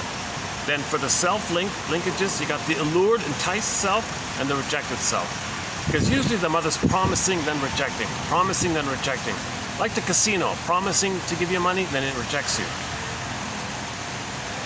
So yesterday's topic, if the mother's promising, baby had a hope, rejected. Hope, rejected. You go to the slot machine, hope, rejected. Hope, rejected. And it keeps you in that bond, it keeps you in that loop, that trauma bond with the mother. Because with that trauma bond, you live with the hope that one day, magically, a time machine will appear, you'll go back to the nursery and mother will give you the love. So you go to the slot machine for that hope. It's delusional, it's unreal, it's relentless. But the purpose of it is, it's for the person to know that they are receiving a message from their unconscious puppet master. The unconscious puppet master is saying, hey you, do you feel drawn to the slot machine thing? That's my way of telling you that your mother was a cold, refusing machine and she rejected you. Get it, come on, I'm making a blunt to you. You're drawn to a cold machine who blinks lights and says you might win money, and you put your hope in and you get rejected. Come on, I'm making a blunt to you. Get the message here. So that's like a communication from your unconscious to you. So the unconscious is pretty blunt like that, right? And you're meant to take the message. Oh my God. Oh my God, thank you, Puppet Master. Thank you for telling me this. Why didn't you just tell it to me in words? Why do you gotta make me, why do you gotta be like a Puppet Master, make me like unconsciously feel drawn to this? Why didn't you just tell it to me in words? Puppet Master says, come on, as a baby, okay, I don't have words yet. I was undeveloped. I have the knownness, but I can't speak it. I can't even think it. It's the unthought known. I can't even think it. I can't form it. I can't symbolize. I can't put words to it. Come on, I'm a baby. I just say goo goo gaga, right? I can't. I have the memory. I gotta communicate it to you. So the only way for me to communicate what happened to you is to get you to orchestrate. I want to get you to orchestrate something that's analogous, symbolic, that represents, that looks like, that resembles, that approximates. Come on, hint, wink, a nudge, nudge, wink, wink. Get the message. Get the message here. Oh, I see, Puppet Master. You're telling me the slot machine was code for my mother being cold and refusing. Now you're getting somewhere. And you're saying that I had an excitement and I got rejected when I pulled the lever. I had a hope and I got rejected. That's a replay that when I was a baby, I had hope with the mother and she rejected me. Now you're getting somewhere. Okay, thank you, Puppet Master. I gotta think about this. This is very sad news here. Now you're getting somewhere here. Sad news. Now you're healing. Okay, now you're healing. You want to get to the sad news because that's the truth that the mother promised and it fell. Enter Emily Dickinson. Emily Dickinson. The baby had a great hope. Okay? It fell. You heard no noise. The wreckage was within. The trauma. O cunning tale. This is an O cunning tale. But let no witness in. No witness. Scarecrow. No witness. The scarecrow, he knows it, but he can't think it. Looking for a brain. The scarecrow is looking for a brain to think it. But it's there. It's an unthought known. So we say to our unconscious puppet master, hey, thank you. Geez, wasn't there any other way to let me know what happened in the past? Sorry, I'm communicating by getting you to stage it. I want you to do a melodrama, a psychodrama, a theater thing. That's the only way I know how to get your attention, to make you repeat it. Now, if you ignore me, if you brush me off and say, oh, nonsense, I'm just going to get it and repeat it again. You brush me off, I'm going to repeat it again. You brush me off, I'm going to repeat it again. I'm going to keep repeating this. We're going to repeat this until you remember. But when you remember and get the story and you feel sad and you mourn, get the ab reaction, I'll leave you alone. And you can love life in the present. I'll be calm. I'll be happy. I'm here because of the pain. I see, Puppet Master. So you're really trying to help me. That's right. I'm part of nature's innate drive for healing. Nature's innate drive for healing is that you're conscious of what happened So you can know what happened and then stop repeating. I'm repeating because you don't know what happened, but I know. You don't know, but I know. I see, Puppet Master. So you're in cahoots with nature. That's right, I'm in cahoots with nature. Nature, okay, personification, some powerful, helpful entity, call it Athena or someone like that. I see Athena said to me, we gotta help the person here. We gotta help the person. I agree. I said to Athena, what should I do here? Athena said, well, repeat symbolically that interact with the past, and maybe they'll get the hint, and that's what happened to them. I see, Puppet Master, you're saying that when I repeat something in the present, I'm repeating the original traumatic interaction with the mother. That's right. Go on. Well, look. Okay, if I had words, I'd tell it to you directly. If I had words, I'd say it like this to you. You were a baby, and you cried for love. Your mother said no. Okay. This was grooved into your brain, into your survival brain, and your brain recorded it, because that brain only cares about survival. This is an issue of survival. You thought you were a goner, you thought you were going to make it, you're a little helpless baby, you cannot make it without a mother. So you deeply remember this and created a map like this. Okay? Now, this is in your survival brain. And I want you to imagine a 45 record. What do you mean a 45? You know those old 45 vinyl disc records. Oh yeah, those old 45 discs, side A, side B. Well, imagine that side B is the same song as side A. What's the point? Why should I imagine a 45 disc record? Well, those 45s only have one song on it. Oh, I see, one song. What's the song? Well, I'm going to call it The Cry for Love. The Cry for Love. A song called The Cry for Love? Well, why not? Everything's love for a cry for love. Okay. So now I'm imagining a 45 disc record, and the song is Cry for Love, and there's nothing on side B, or side B is the same as side A, whatever. Just one song. That's right, just one song. So what is this? So you're saying this song was me crying for love and mother said no. And this relational interaction, oh, that looks pretty good.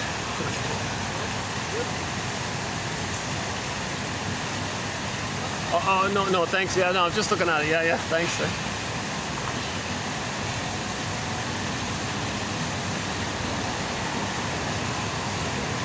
Oh, the waiter has a whole, like a basket of lychees. I think they're the lychees or the Logans, one of the two. No, they'd be, no, they weren't. Oh, no, maybe not. No, maybe not. Maybe something else. They were on branches. It looked like Logans. No, they weren't lychees, right? Maybe there's another fruit that kind of resembles it. I didn't quite recognize. That's why I was confused. Like, what is that? And he looked at me and said, oh, do you want one or something?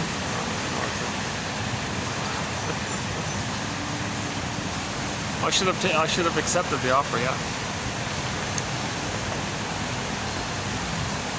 The night that this is really a friendly place here. This is a really nice place here. They put. I only come here once a week to minimize, the strain on them. But they reassured me, like during the week. When it's hot in the mid-afternoon, sometimes it's not too busy. Like when there's no event or that kind of. Are you hearing me okay? The fan is.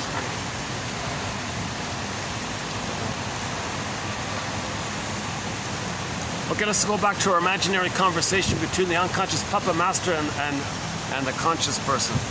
The doorman and the guy in the yacht. The invisible guy on the yacht and the doorman.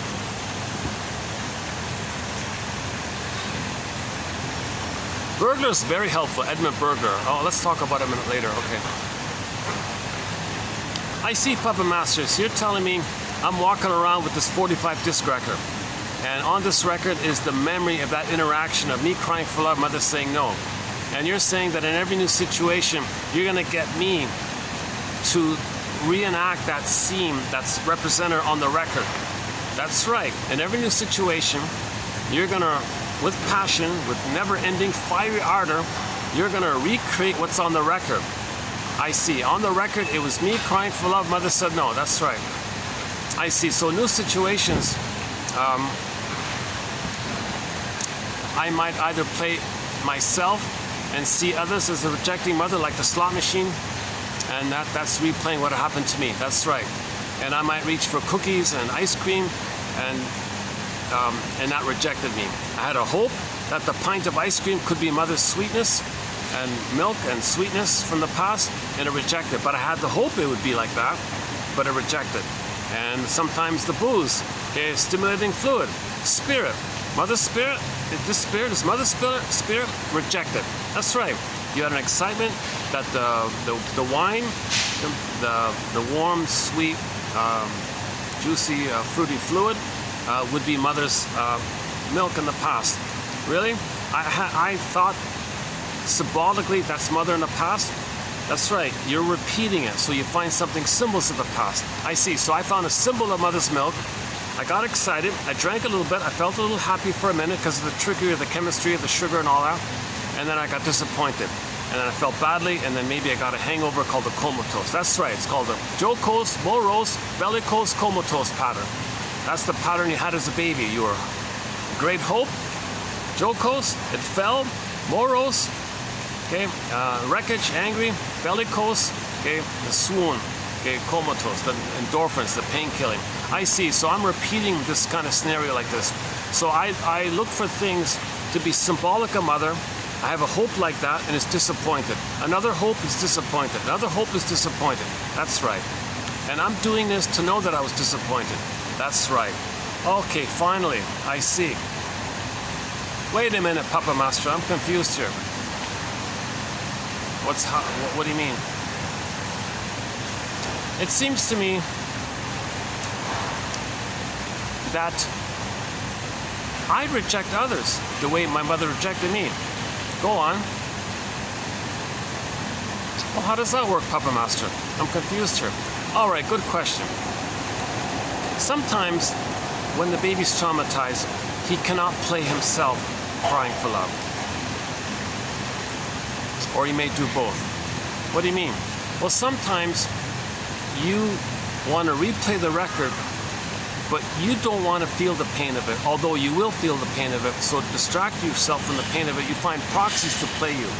So you will find others and cast others into the role of you as a baby crying for love. And you've identified with the mother, and you're going to be the rejecting one who says no to you, but you see yourself. Hold on a second.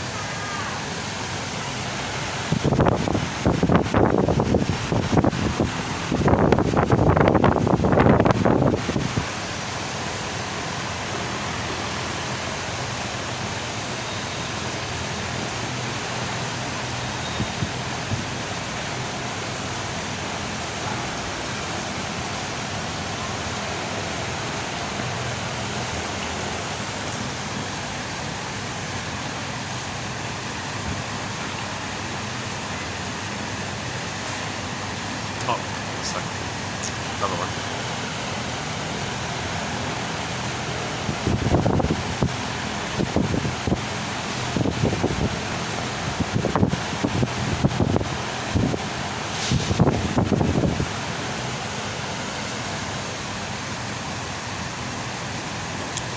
Okay, where were we? Okay, so maybe I'll just speak in the first person here. Let's just go back to the basic here. Let me do the talking here. Okay, when a person replays, restages, and does a new edition, a new version of the past, there are two ways it can be done. The more benign way, just discussed, where the person plays themselves, expects something other to be the good mother in the past, they're disappointed, and they're replaying it. Okay, if you won't leave me, I'll find somebody who will. Sings Warren Zevon. Mother left him, abandoned him. He chooses women who will do that. He repeats it so we can know the mother left him. Okay, now if the trauma is way too severe for the baby, and he does a thing called identification with the aggressor. Paging Sandra Ferenczi, paging Sandra Ferenczi. Okay, identification with the aggressor. Okay, this is a desperate thing, another defense mechanism, a desperate thing the baby does. He can't be himself anymore. So, to have a mother, he's going to be the mother. The power of the mother, the guy with the horns he made, the monster like that, he'll be that. So he'll say he worships that. To have a mother. If the mother was the guy with the horns, he makes a deal with the guy with the horns. He'll be like the guy with the horns, has the mother's power, and lives forever because there's no time. This idea of immortality and living forever because the brain doesn't know time is called timelessness. That's all it means. Okay, so when Dionysius, in one story, Dionysius was looking for immortality, that's code for he didn't get the time of timelessness with his mother. That's all that means. A lot of these dramatic things in myths and fairy tales, they're symbols for internal traumas. They're symbols for babyhood trauma, basically. Childhood trauma. What's going on inwardly. Okay, so a very desperate thing a baby does when he's severely traumatized with the mother is he identifies with her. So when he plays the record, he plays the mother. Wait a minute, who's going to play him? Enter proxies. Okay? Evocation of a proxy. Scapegoating. Emotional triangle. He'll assign the role of him crying for love to somebody else. Finds a proxy, sees the proxy as playing him. His role. The proxy's him. Okay, remember, proxy means when someone plays a role for you, does something for you, feels for you, an identity of yours, like that. So he's got to play the record. Due to the repetition compulsion, he's got to cry for love. But he won't play himself. He'll find a proxy to play him. Okay, proxy, you're going to play me. I'm not going to play myself anymore. It's too painful. I have morbid pleasure now. I have morbid gaiety. It's schadenfreude now. I've done this deal with the guy with the horns. Mother took away my L-I-V-E, E-V reversed. So the mother's the baby may see the mother as the D-E-V-I-L. Okay, one who engages in E-V-I-L, i.e. E-V-I-L is the reverse of L-I-V-E. The baby wanted to L-I-V-E. Mother robbed it. He identifies with her and keeps and repeats it onto others. So he's the mother who he sees as the D-E-V-I-L and worships that, loyal to that. Code for having a mother, having an identity, trying to save the mother. And now he's got schadenfreude and morbid pleasure. But he has a mother. He's safe. He has an identity. He's the mother. Himself, his soul, his beingness, forget it. Proxies can play his soul, his humanness, and he'll damage it, devalue it, wreck it, because it was wrecked in him. He's got immense envy, and so his humor is dark humor towards others, shaming humor towards others, belittling humor towards others, this bitter wit, this bitter banter, these shards, these verbal innuendos, these subtle little digs, these little, because that's his morbid pleasure, that he's one with the mother, and if he's one with the mother, he can feel the original blissfulness of the oneness with the mother that he had in the uterus. So the pain of it all, the proxy can play the pain of his, the proxy can feel his pain in his imagination, distract him of how he was pained by the mother, and the rest of the pain he can numb over with the swoon, and he keeps the addictive quality of being one with the mother. Now this one with the mother is an important point. Okay, it's called narcissism. Okay, when Narcissus, the Greek myth, when Narcissus looks into the pool of Michelangelo, okay. Oh yeah, there's so much information to get across. Okay, let's just stick with Michelangelo. I mean the Narcissus one. When Narcissus looks into the pool of water, we all know the story. He sees a reflection of himself. You've heard it a million times, but do you know what it means? Okay, he's transfixed. He only sees himself. He's stunned there, right? Just him. Okay, that's code for the baby thinks it's only him. He's in a solipsistic, dreamy. So in the story, they say he's in love with himself. So he's in his blissful oneness with himself. He thinks the mother's him. If the mother's him, he sees himself. Looks in the pool of water, sees himself. That's code for that's the symbol for the inner, the invisible trait that the baby's in a blissful oneness, loving himself. And the mother's him, taking care of him. He's autocratic, self-sufficient, superior. He's in a solipsistic bubble where he's a blissful little king and a little god in his own universe. Or he is the universe, or he's the center of the universe, and the universe chose him to be special, and he's one like that. Okay. Now, this is a blissful oneness. One guy calls it oceanic ecstasy. Interesting phrase, a very interesting phrase. So he's in a blissful, spaceless, timeless, cosmic, ooh-ah kind of feeling. And apparently the baby's in this kind of state. I don't know if that's true or not, but some people claim that babies have that.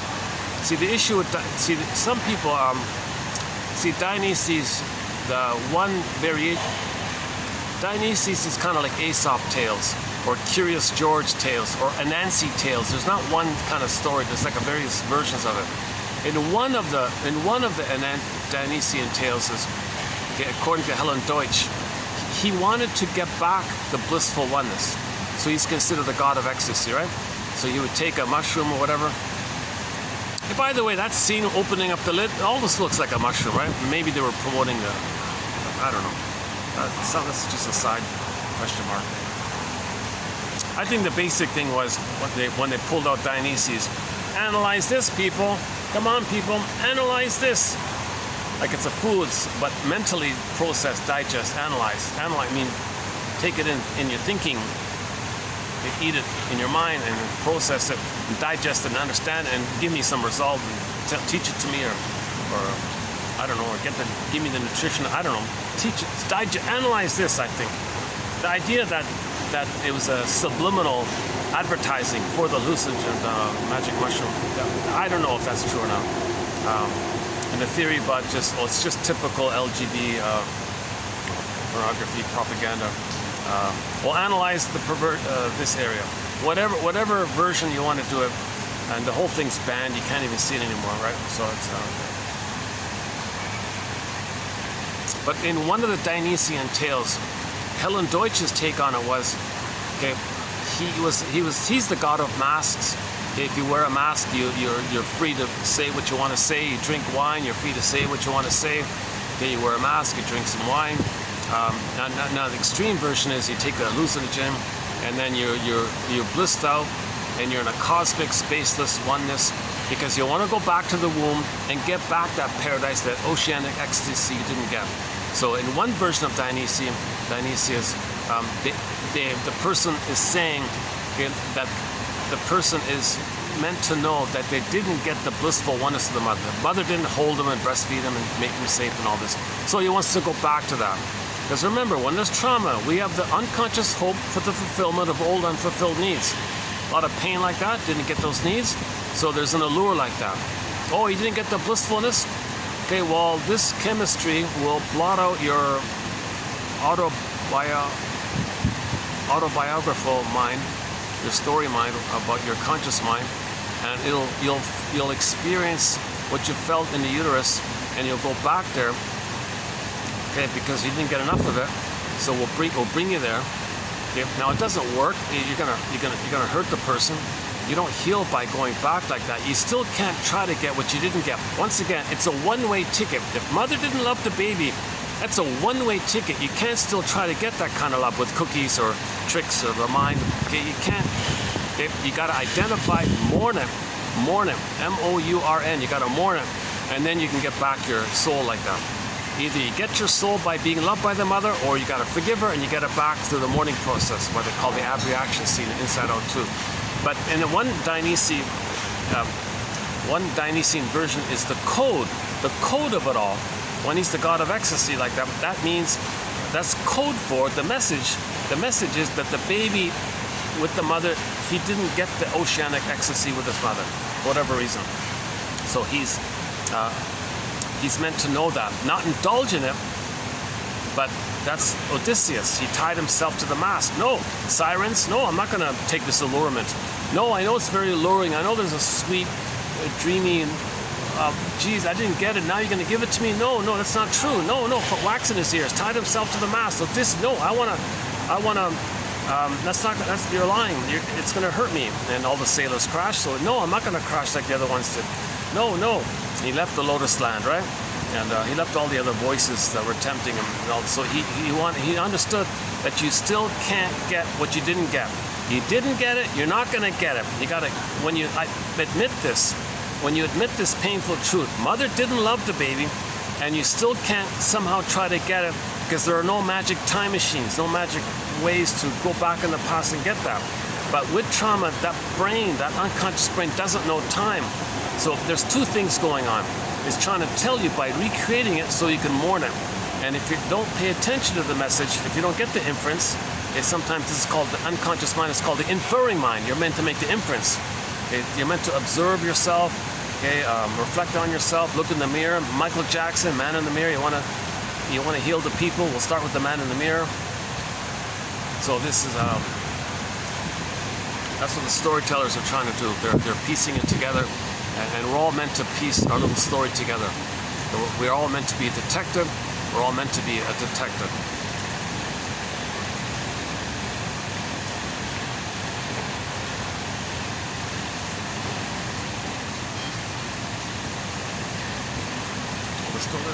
Oh, they're dealing with the heat. That table near me is dealing with the heat without a fan. How are they doing it? Oh, they're drinking lots of cold ice drinks. I see there. Okay, that's why.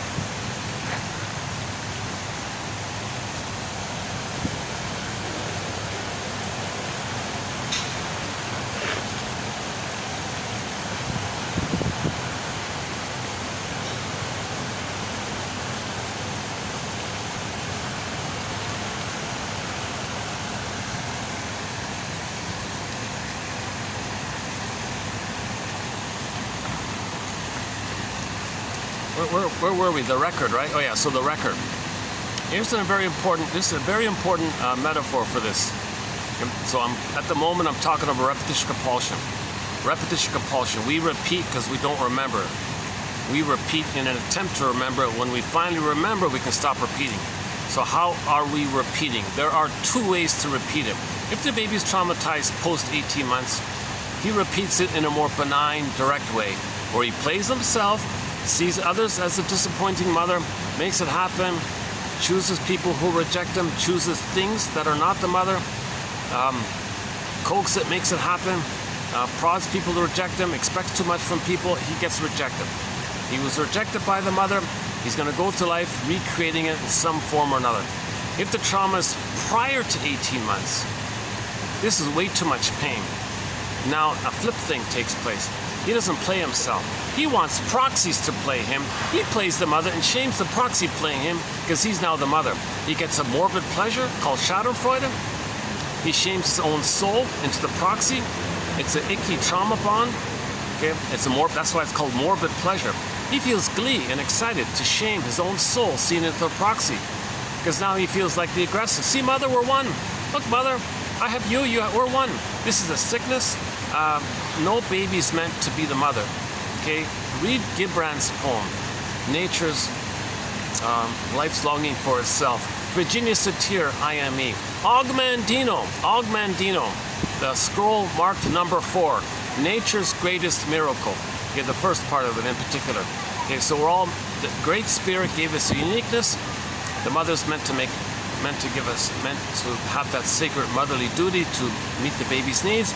Then he can be psychologically born and be himself. He's not meant to be to spend his life trying to redeem his mother, save the mother, cure the mother by imitating her. And the mother's confused like this. So the mother doing this, she's meant to know herself that she's trying to use the baby and get mother's love. So the mother is symbolically trying to get mother's love by making the baby be the mother, but she'll be disappointed. That's for her to know that she was disappointed.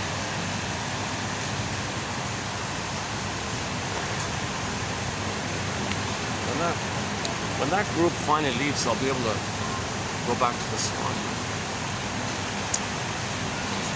Hi.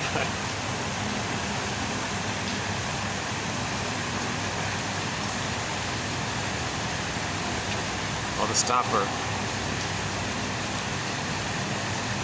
doing their chores.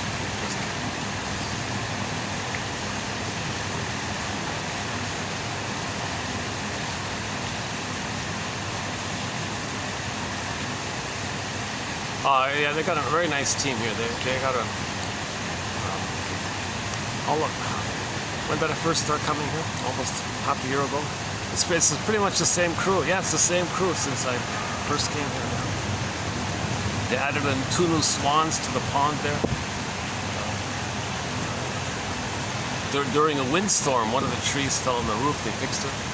And they even saved the tree. Yeah, see that tree there with the cut off branches? They straightened up the tree, made it vertical again, and put some support beams and saved the tree, kind of thing. But originally, that tree there that you see was a full growth tree, but it fell on the roof.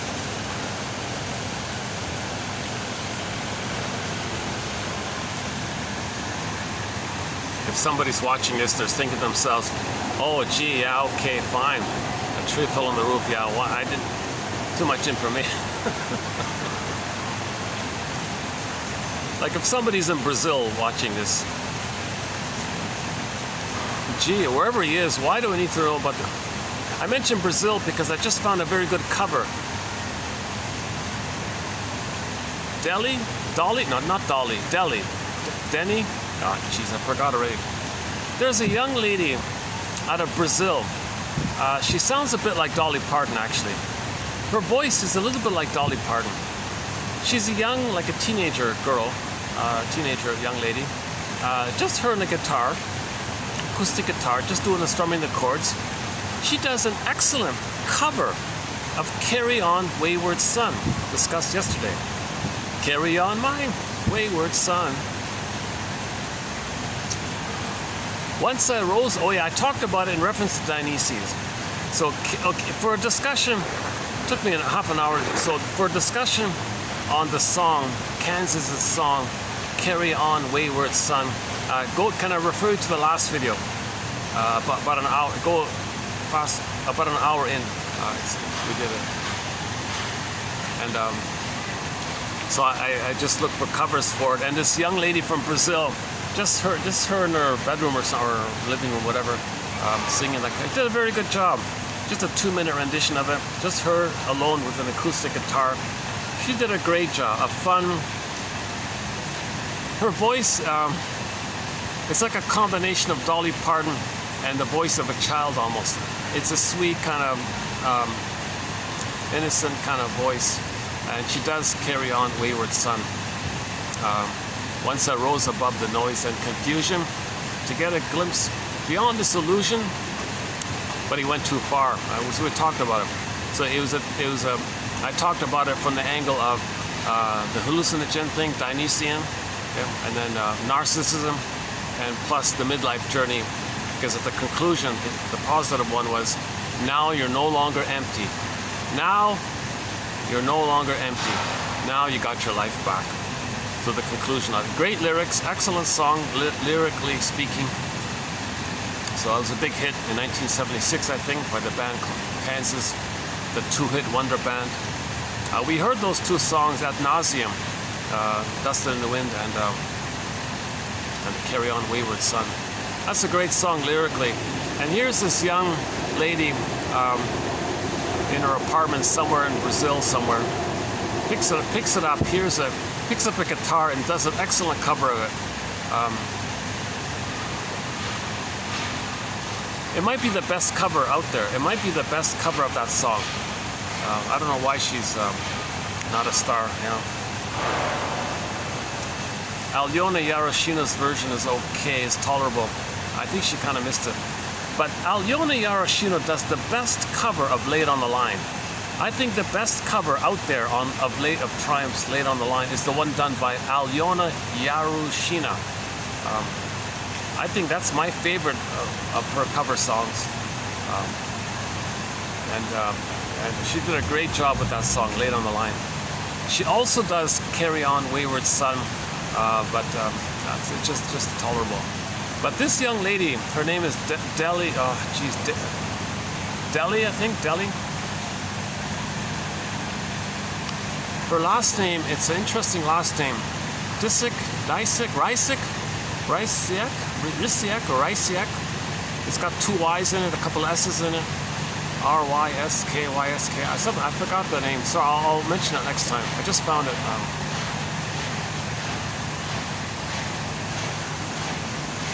Well, so let's carry on with our video here. Carry on, wayward Marcus. Carry on, wayward son. See, I think I was talking about the lullaby side of it all, and the hero's journey side of it all, and possibly the hallucinogen side of it all, the warning about it, and then the memory of the lullaby, mother soothing the baby. Everything will be okay. Lay your weary head to rest. Don't cry no more. Everything will be. There's a rockabye baby. There's a lullaby in there of the mother comforting the baby. So he internalized that. See, he internalized. No matter which way you think about that song, there's an internalization of the mother singing a lullaby to the baby, and he was reminded of it, either in the dream, in the hallucinogen, or just under stress. He remembered, mother soothe me, so he can soothe himself. Good, very good song. Yeah, very good song.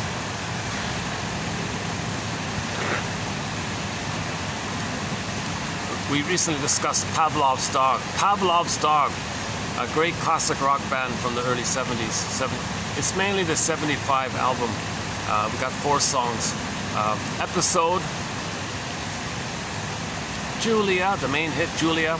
Theme from Subway Sue. What a great song. And Late November. Dun, dun, I got the electric violin. That's a great song. Song dance is also okay. That's when the lead singer, David Surkamp, really sings the high notes, the high C's, kind of like Steve Perry does. Way up there. And we open up with Steve Perry, For the Love of Strange Medicine. So maybe some of this stuff that I'm talking about is strange. Yeah, maybe it's strange. Because you got to make an inference. It's strange to make inferences. That's strange, really? I'm treating others the way my mother treated me. That's strange. Why would I do that? Well, you're doing it so you can know that that's how your mother treated you. That's kind of strange. Why would I do that? Well, how else is the puppet master going to communicate to you? Your puppet master. Okay, so let's go back to the puppet master. The puppet master is saying to the conscious person, "Hey, you. Yes, puppet master. What is it? Look, when you were a baby, your mother treated you badly. So what I'm going to do is, I'm going to get you to act like her. I'm going to get you to find proxies to play you as a baby. And I'm going to get you to replay the thing. So you're going to be the mother. You're going to see others as you. And you're going to shame others with your dark humor, black humor, shaming humor, sardonic humor, bitter banter, bitter wit, little negative attitudes and prejudicial ideas, and saying they're no good and saying how bad they are and all this. Okay? Because you're the mother who did that to you. You felt shamed and no good, so you say others are no good. But this time you're going to play the mother. Oh my God, puppet master, you're going to get me to play the mother, and you want me to see others as me as a baby, and I'm going to replay the thing in the present to know what happened in the past?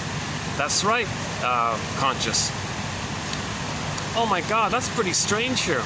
Why are you doing it like this? Well, because there's so much pain, I can't do it the more benign way, where you play yourself and get others to reject you. I got to get you to play the rejecting mother, and I want you to use others to stand in for you, and I want you to reject them. That's my way of getting you to see how your mother shamed you when you shame others. Oh my God, puppet master, you're saying I'm shaming others, and that's for me to know that that's what my mother did to me? Oh my God, well thank you, puppet master. Jesus, I'm really upset by this. Well, good. Puppet master, I have a question. Yes, conscious mind. Good. What's your question? Puppet master, if I just shame somebody who played my innocence, why do I then just hate them? Because that's me, right?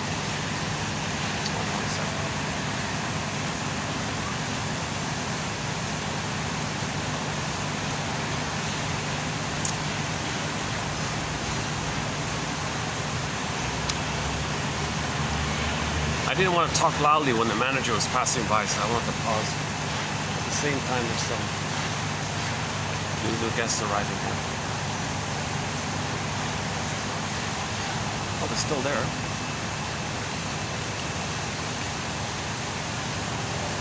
If I go to some other spot in 5 minutes, I'll be drenched in sweat, so that's okay.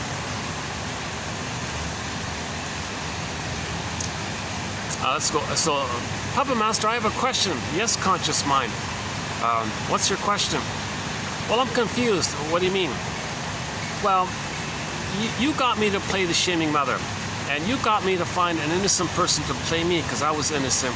And you got me to shame the innocent person because my mother shamed me and I'm the shaming mother, and I replayed how I was shamed by getting the proxy to play me, and I played the shaming mother. That's right. So what's your question? Well, why do I hate the one I just shamed? The proxy was my soul, and I damaged my own soul. So why do I now hate the one I just hurt? Because the truth is, at a deeper level, shall I compare these to an onion? The truth, the deeper truth is, you really are angry at your mother who did that to you. Although I made you be the mother, at the same time, on another level, you are angry with her. So the question is, conscious mind, you are your mother. At the same time, you are angry at her. So how do you be angry at your mother if you are her? Think, conscious mind. Okay, Puppet Master, that's an interesting question. If I'm now the shaming mother and I hate my mother, okay, but I am her, how do I hate her if I am her? I see. Can you give me a clue here, Puppet Master? Okay, conscious mind, think about the proxy. What about the proxy? The proxy was me.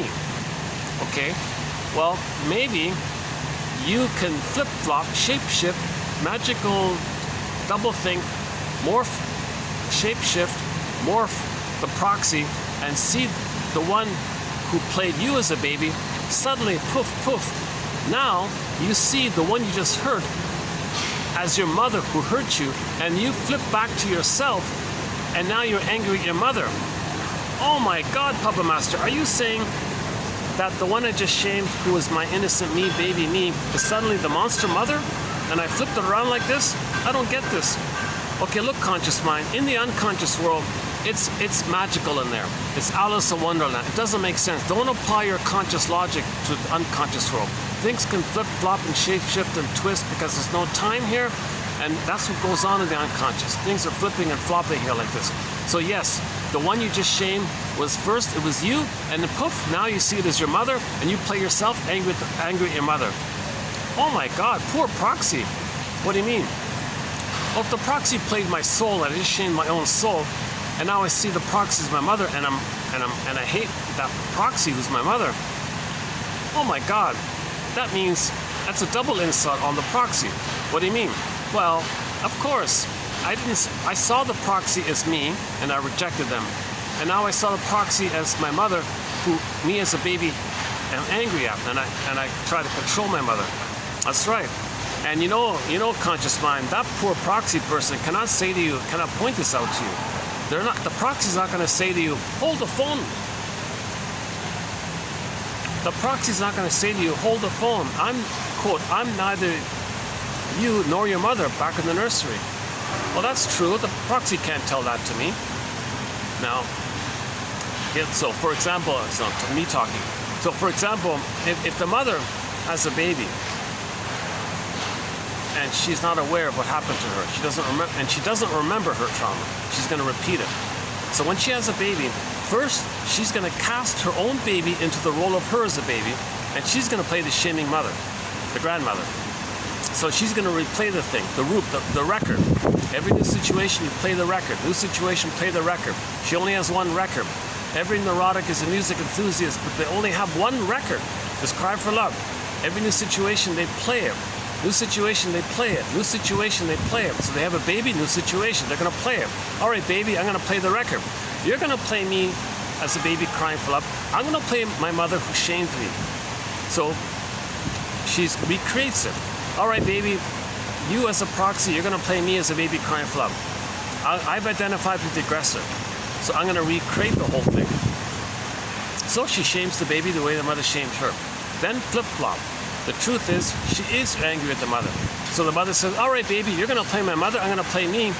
And I just hurt you because you were me. Now I hate you, baby, because I hate my mother who hurt me, and I'm fighting with my mother. Now, imagine that baby. Can any baby possibly say to the mother, Mother, hold the phone here. What's going on here? It's now. Look at the calendar here. It's the present here. It's not your past. The mother says, sorry, baby, I only see the past. I can't see the present. I've got so much pain in my past. I recreate the past. I recreate my childhood past in the present because the pain I'm feeling.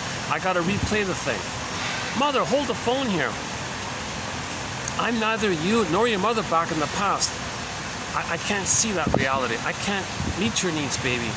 I got to replay my past. I got to get you to play me, and I'm going to shame you, and then I got to see you as my mother, and I got to fight with my mother. So mother, you mean you're going to see me as your mother? As your mother in the nursery? I'm not my grandmother. I've never even met my grandmother. I never even had a loving mother. You think I'm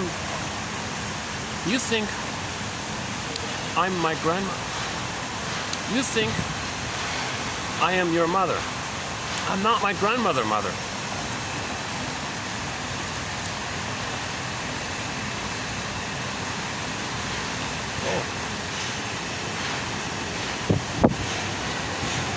Oh.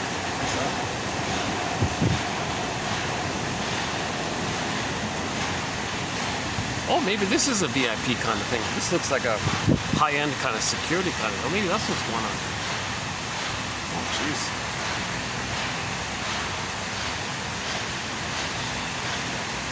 Oh.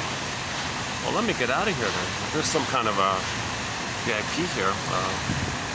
Maybe I can go somewhere else.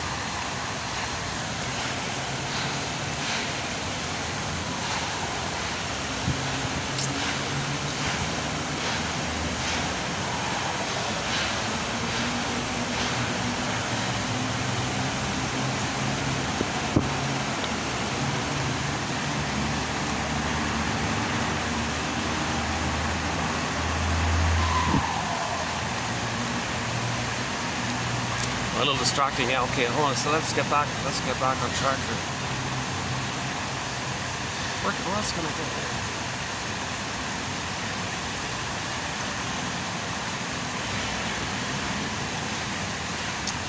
If there's a breeze on the other end, that's a thought. Yeah, maybe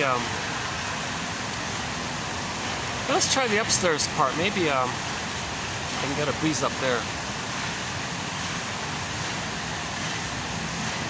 Yeah, hold on a sec. Let's do this. Let me take the quotes. Better take my bag. Just get the cup here. Let me turn this off.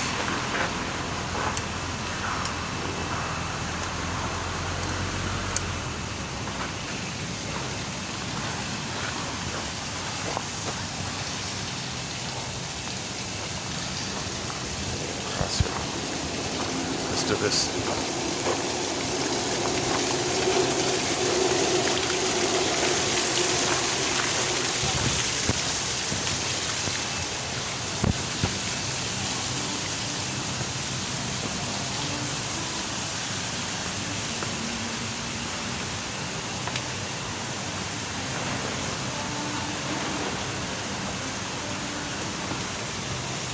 Okay, that ought to ease any possible fears. Where's the breeze here? Yes, look at this nice little room here, eh? No AC, but look, a nice place, eh? Look at that, eh? I've never even really been inside there.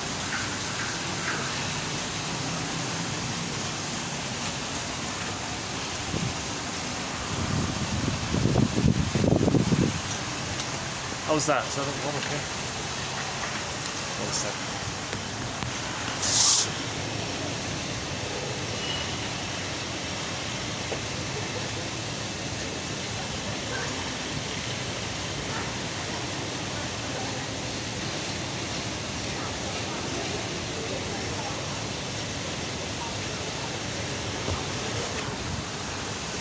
Yeah, there's the tree I was telling you about earlier.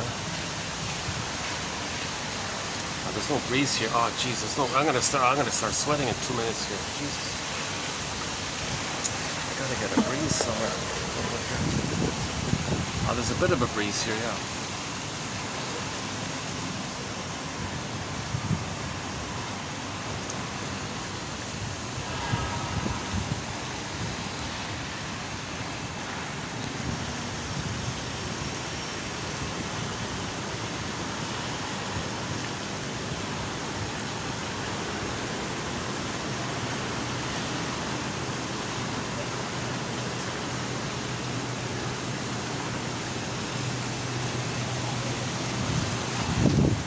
What about this one here?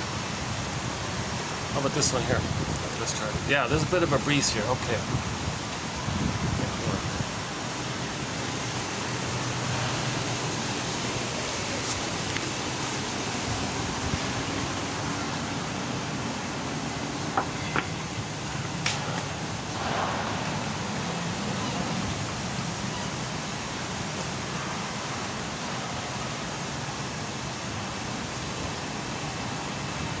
Well, this has got to be a VIP thing because I can see the management team sort of just in front there.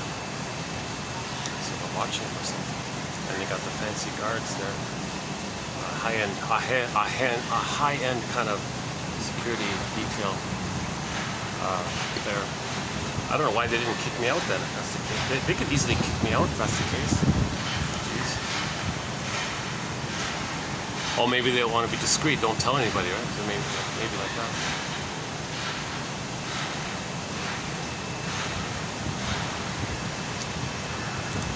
Well, I'll ask later. Who was it? Who's the big shot here?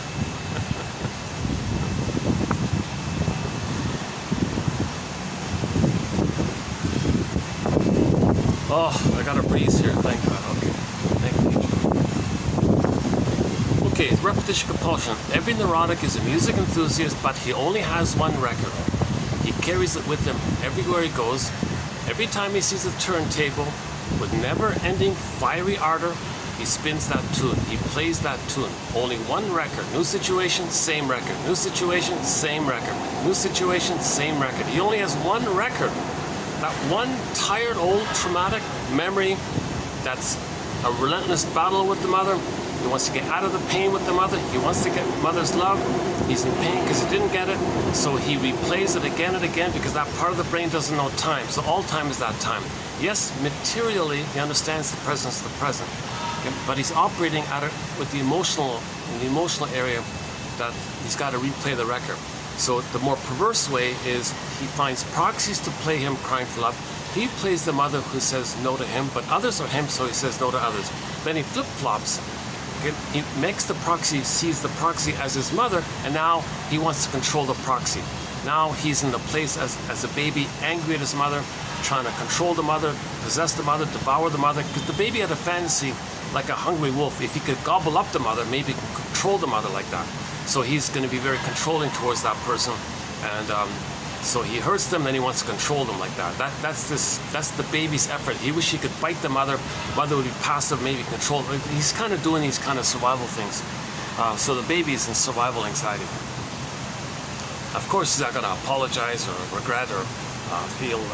He's just survival mode, right? So if the trauma is prior to 18 months, they have what's called survival anxiety. Joy and sadness are frozen. Okay, mainly angers the console of the survival mind, the visceral sensation of the survival mind. Now the baby is in survival mode, so don't expect. So if someone's coming from that template in their mind, okay, and later on they're hurtful, they're not gonna. Their slogans are never regret, don't apologize, jungle slogans. They're in survival. That the baby felt like he was in a wild jungle when his mother's a monster trying to eat him. He felt like that.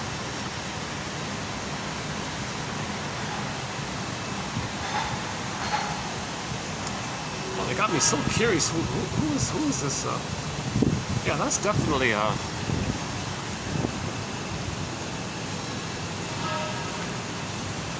I'm pretty sure there's some kind of VIP here. Yeah. I should just ask them. Do you want me to leave? Maybe I should just voluntarily leave. Well, I'm on the second floor, so that's far away.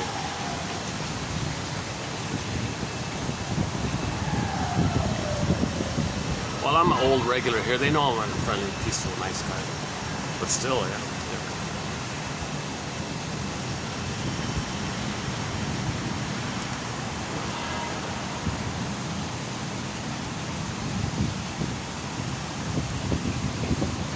Or maybe not. Maybe it's just maybe I'm misreading the whole thing. Maybe it's just some guy in his break. Maybe it's just some guy parking there. There's nothing to do with them. Maybe they're doing their thing for some other reasons. See, when you don't have information, you tend to project things, right? To try to understand something. I bet you 10 to 1. I'll ask them.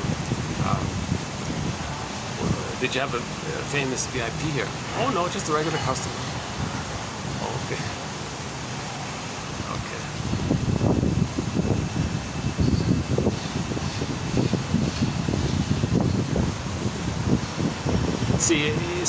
Okay. If I think in these terms, I'm facing my unconscious guilt. Like as a baby, I couldn't save my mother. I have unconscious guilt.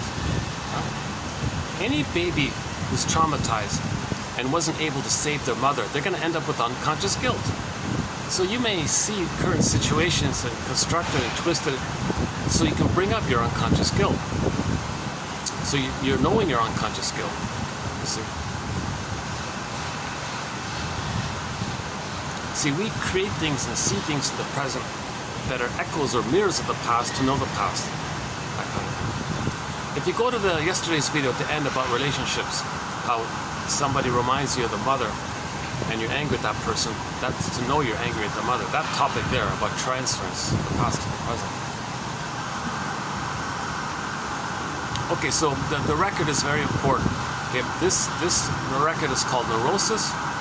Okay, neurosis is the petrification of an inner conflict that's repressed. Okay, it makes the person neurotic because you're not enjoying the present. You can't trust in the present. You can't love in the present. You can't feel in the present. You can't be in the present because there's too much pain in the past. All time is the past. Although materially you understand the present is the present, but you're still relating to the present as if it's still the past. Those are pretty loud, right? You can hear that siren, right? The camera picks sounds like that pretty easily. Right? There we go.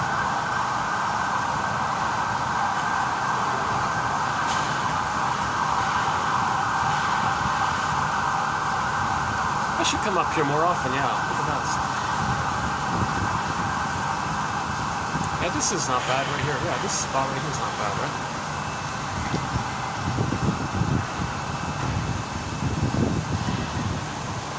As long as there's a breeze, it should be okay. So let's go back to where we began at the beginning of this video, the splitting defense mechanism. In normal development, the splitting gets resolved, and in the baby's brain, there's a mother who he sees as a human with various qualities and traits and three-dimensionality. He doesn't need to split it into goddess and demon. He can those goddess and demon images poof away, and you have a new one. Like in Inside Out 2, the two quote-unquote part sense of selves, one by the joy side, one by the anxiety side, okay, the fear side, the shame side, okay, I'm special side, the joy side, and I'm no good side, the anxiety side. Okay, those poofed away, and you got a new sense of self. That's why she was healthy, and her physiology was healthy. She calmed down, she was breathing better, she was relaxed. They gave her a scholarship because she was more mature, she was a team player, she could apologize, make friends again, had new kinds of friends, and she was relaxed and happy in every way imaginable, right? And work, love, and play, kind of. So she got back her beingness because she resolved the splits. If the splits are still going on, okay, you don't have your beingness, you're in survival anxiety, jungle slogans. You're going to be kind of like both things, like the pathological joy and the pathological anxiety. It's just too far out.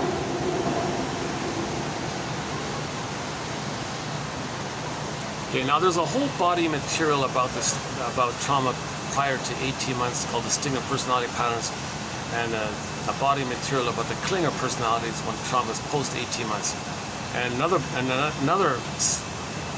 category of when the stingers and the clingers get together.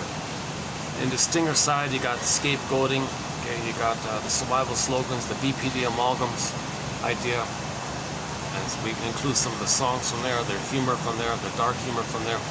And you got the clinger side, okay, they're more childlike, and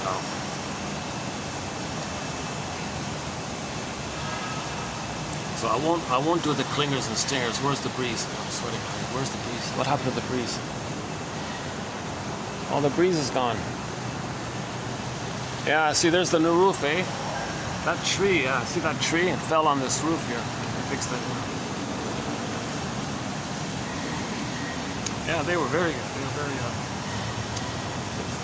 fixed it very quickly. I gotta go back to the fan. It's too hot up here.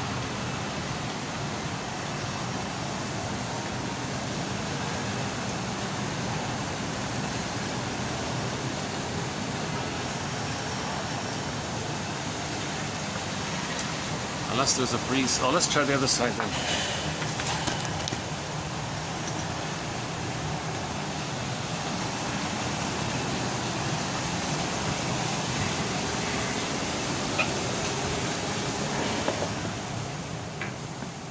Oh wow, yeah, it's like a real traditional kind of wedding atmosphere.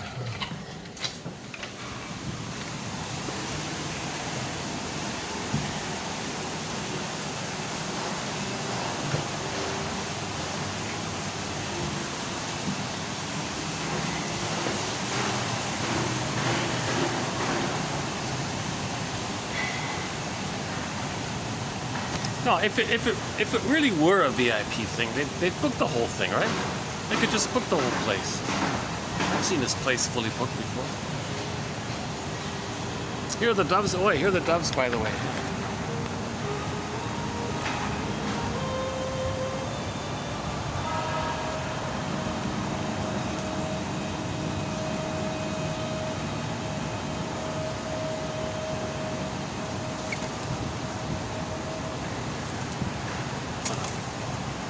Got a whole bunch of them. Yeah, look, a whole bunch of them here. Yeah, cute.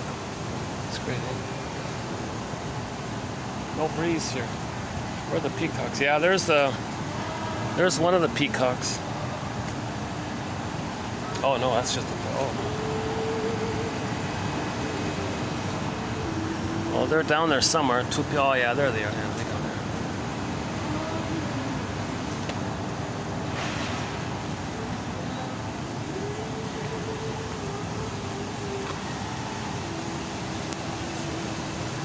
There's no breeze here. I gotta get the fan. Sorry for the delay here.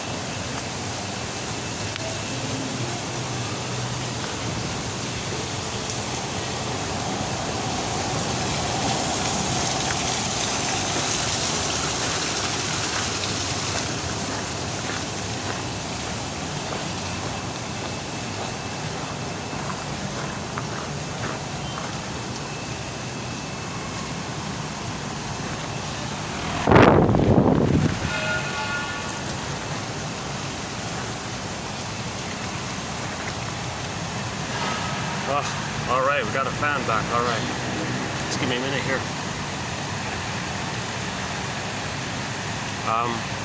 Okay, so I won't redo the stingers and the clingers. A huge wealth of material about the stingers and the clingers. So in the stingers, you got the variety of personality patterns under the stinger category. The various narcissistic types. Okay, the familiar exhibitionistic one that we all know about. Then you got the Don Juans and the Peer Gyns and the Playboys and the Peter Pans. And then you got the voyeur ones, You got the clinging vine ones, the turtle ones, and a few other narcissistic types. So they're also in the stinger modes. The bully ones. Now, when the trauma is even earlier, you got the bully pattern. You got the Iago. Iago is filled with morbid gaiety. Iago, he's a really sneaky, sickly kind of character. He uses bullies as proxies for him. He's a wannabe bully, but he enlists bullies as proxies for him. Like Iago. Iago is the guy who hides somewhere and spreads rumors under various shells or whatever. He plays a massive shell game, I guess. But the effect is he wants to spread rumors around to get others against themselves. And then he sees things damaged out there. The goodness that's out there, he sees it damaged. Because his mother damaged him, he's the damager. So that's called envy. Okay? The baby's goodness, the baby thought mother hated his goodness. So that envy means hatred of the good. He thought mother hated his goodness. He becomes the envy mother. So to have a mother, he's got to hate goodness. So the parts out there, there's goodness, got to see damage. He gets glee, morbid gaiety, schadenfreude, because that jolts the union of the trauma bond with the mother, where the blissful oneness is embedded within the trauma bond with the mother. So when he acts like the mother, he feels excited in a morbid gaiety. It's this perverse, sick thing, and then he creates excuses, of course, for it and hides it, of course. So you got these various personality patterns. Iago, the bully, the various narcissists, lower functioning BPD, and a few others in there. The clingers, we talk about the clingers. The commonality of the stingers is identification with the aggressor, the morbid gaiety, the negative humor, the main features being hate, greed, envy, grenby, spite, vindictiveness, schadenfreude, grievance collecting. Bergler calls it injustice collecting. Now, since there's no identity, authentic identity, remember, their authentic identity is seen into others, which they damage. So there's no identity. You need an identity to have sadness available. Sadness is linked to your beingness. If you don't have your beingness, quite the opposite. You damage the beingness, so you're not going to mourn. So if there are losses, okay, denial, contempt, sour grapes, didn't need them anyways. That preserves infantile megalomania. Because in trauma, you regress to the time when you were on the throne in the uterus.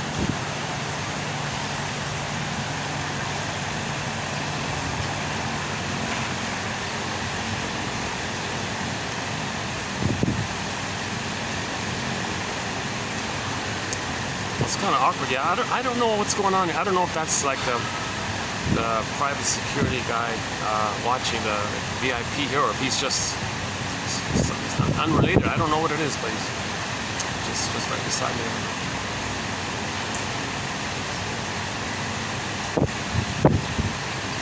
If it is a security thing, it's better if I'm closer to him, then he calms down, right? He doesn't know me.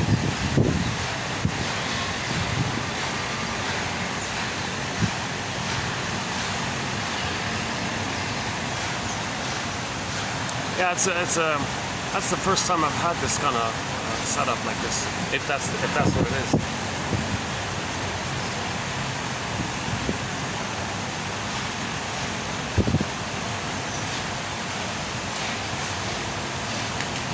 Well, yeah, hang in there. We'll get into today's quotes, and I want to do a preview of the next quotes. I've got the next quotes lined up. Some good ones coming up on the BPD amalgam. Not the BPD, sorry, the BPD pattern. One of our threads, the BPD pattern.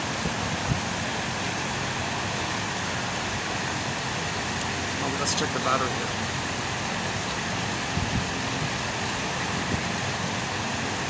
Battery's holding up this time. Good. All right.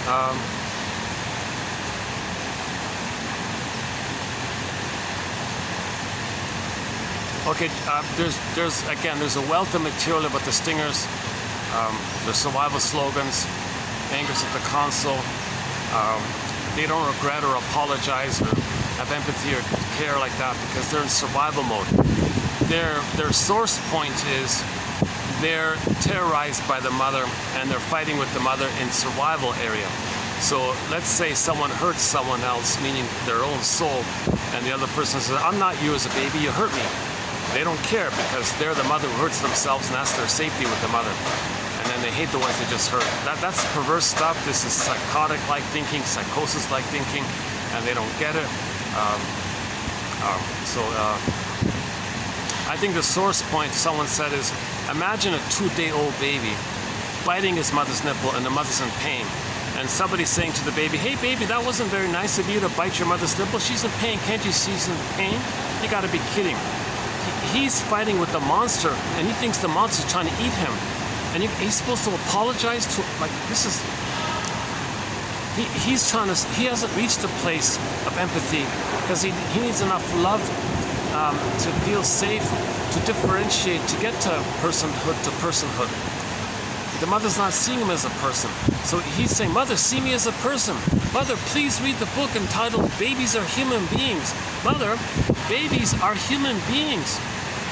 Mother didn't read the book.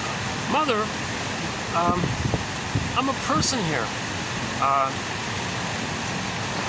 So that's code for, if the mother doesn't have that ability, that's code for when she was a baby herself, there was a lack of that interpersonal bridge with her mother, today's topic. And she felt thingified when the mother didn't feel, when the mother rejected him. She felt lack of a personhood, like lack of a subject. We call it thingification, objectification, like this. So that mother identified with the aggressor and recreates it onto her child, for that mother to know that that's what had happened to her. Mother, can't you see what you're doing to me? That this is what had happened to you? Can you get the story so you can stop repeating? Can you remember so you can stop repeating? If the mother doesn't remember, she keeps repeating it. Now if that happens onto the child, and the child doesn't know it, doesn't forgive her for this, he'll do it to their child. This is called intergenerational trauma, the transmission of this intergenerational trauma. Somebody's got to look in the mirror and reflect and forgive and understand. Now, to forgive, you got to understand. How do you understand? You need some help. So this is help to understand. This is a lasso of truth, a lasso of understanding.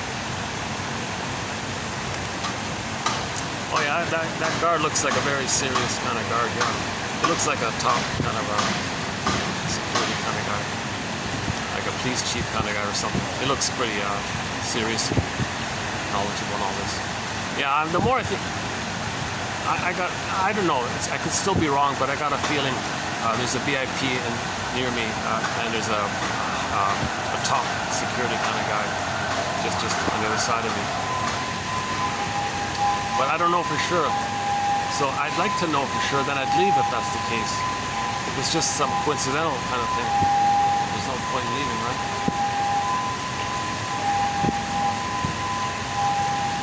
Maybe I can ask the waitress if they know.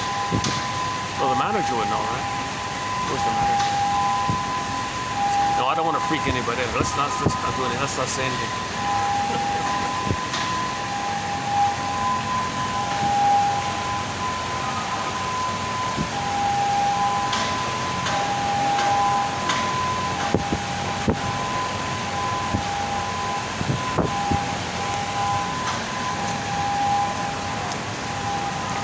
Let's see, where else can I go? Let me think here. Today's Wednesday, 4 o'clock.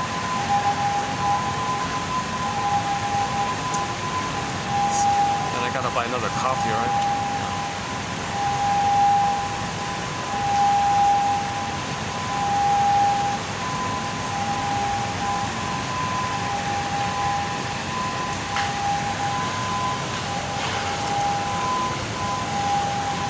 Is the fan too noisy? How's it?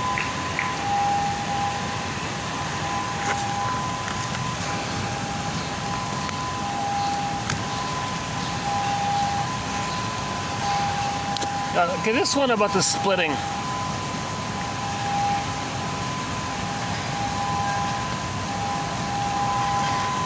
Okay, so part of the setup about the discussion about this, so at the beginning we were talking about splitting, goddess and demon, okay, special self and unloved self, the relational units like that. Now when something's repressed and denied, you see it outwardly, okay? So splitting, repression, projection, they're kind of linked like that. So this is one kind of traditional understanding about prejudice, one of our major threads of prejudice. So in tomorrow's video we have one in this area, so why don't we jump into this one here. See, when you heal the splits and you get your feelings, you see others are people and you're a person, and it's normal like that. You have theory of mind for others. You have the ability to consider their positive intention, their wound, their cry for love, their family history. Maybe they have to play a role in their childhood. Maybe they were scapegoated by their family members. Maybe too much fun.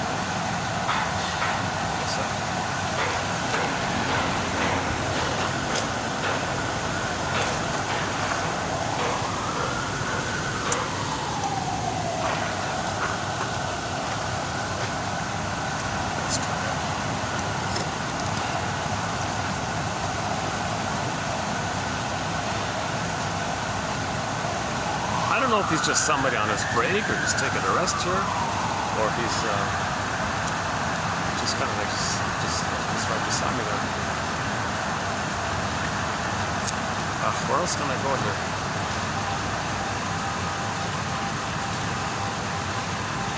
See, if I walk to another place, I'll be drenched in sweat, and it takes me time to cool off, kind of thing.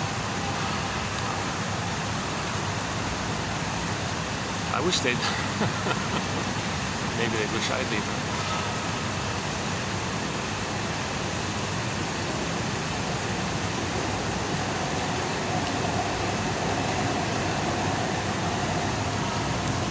Okay. Get used to this. Still trying to get used to this slightly awkward arrangement.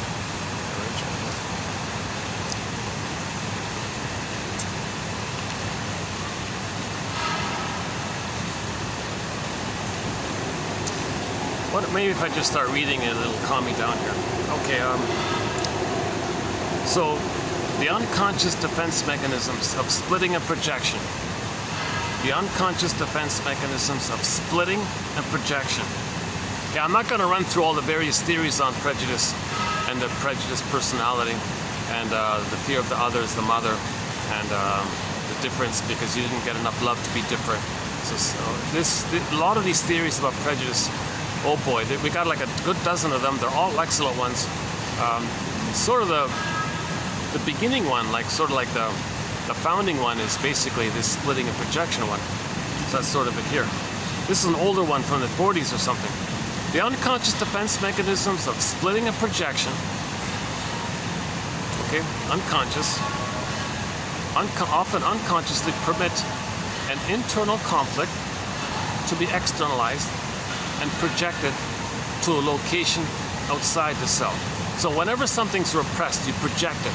Okay? To know that something's, because of this innate drive for healing, we're trying to know we're denied about ourselves. So to know it, you see it projected. It's like a mirror to us within.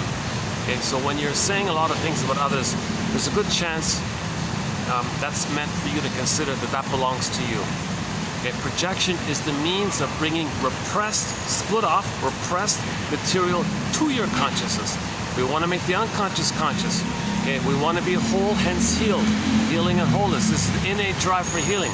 So part of this innate drive for healing is to get us to project outside and believe that it's outside, but no, it's a screen. We are the ones with the machine, the projection machine. We are the projectionist, and the film on the reel is our contents, but we don't know it all. We only know it by the projection on the screen.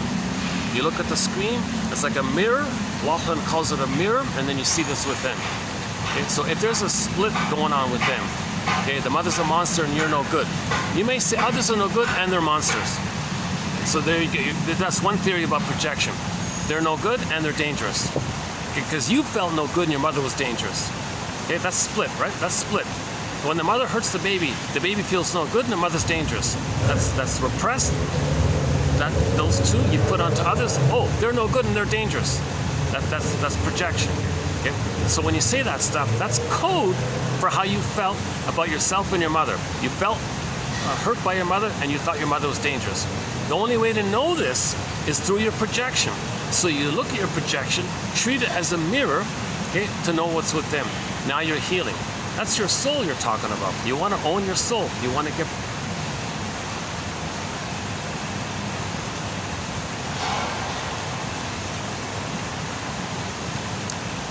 Okay, again. The unconscious defense mechanisms of splitting a projection often unconsciously permit an internal conflict to be externalized and projected to a location. Oh, maybe. What if I just show them my bag? Maybe that'll do it. Oh, let me do it. Let me do a discreet little thing here. Let me put my bag wide open so I can walk by. I think that's what it is. I've got nothing in my bag. I've got a towel, an umbrella, and an empty juice carton. That's it. That's it. Anything else? A bag, some tissue. Yeah. Okay, let's leave it open. That way, if he wants to discreetly check me out, make it easy for him. My goodness.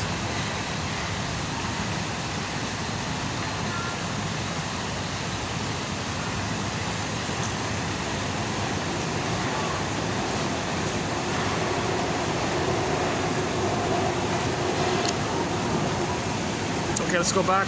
The unconscious defense mechanism for splitting a projection often unconsciously permit an internal conflict to be externalized, projected, externalized. You see, out, external, out, projected, external, not internal.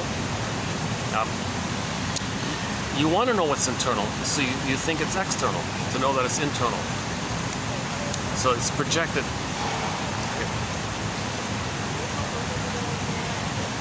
So just as people do this, well, groups of people can do this.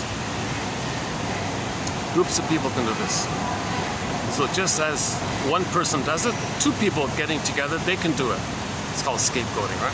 So two people feel too much tension with each other, they'll agree to scapegoat a third and externalize onto a third, and the third, they'll say, is no good and dangerous, because each of them have it within, but they don't want to be aware of it with themselves. So they project, that's the emotional triangle Murray Bowen talks about. You identify a third, called scapegoating, externalization, and the two people will agree that the third, they'll make it up, that he's no good and they're dangerous. Okay? That's what they feel inside with the mother, that they felt no good by the dangerous mother. They don't know it, so he projects it, and his buddy there will do the same thing, and the two of them will get along by agreeing to hate and shame the third one. So prejudice can be, so two can do it, three can do it, a whole group. Oh, so much for my theory.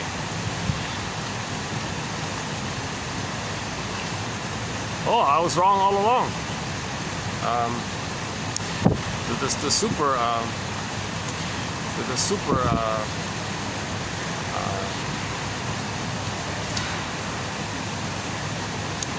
What looked like a super security kind of person just drove off. So I might have been wrong, and they're still there. Oh, so I was wrong. Oh, I opened the bag. Maybe that's what it was. He saw my bag was empty. Maybe that's it.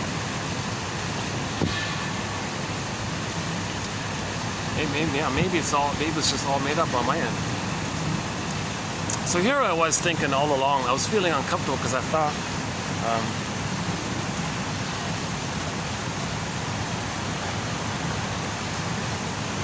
but that wouldn't be the case then, right? If that was a high VIP people over there, and the guard took off, then that wouldn't be the case, right? He would have to watch them get in their car and drive off or whatever it is. So I was wrong all along. Oh my God.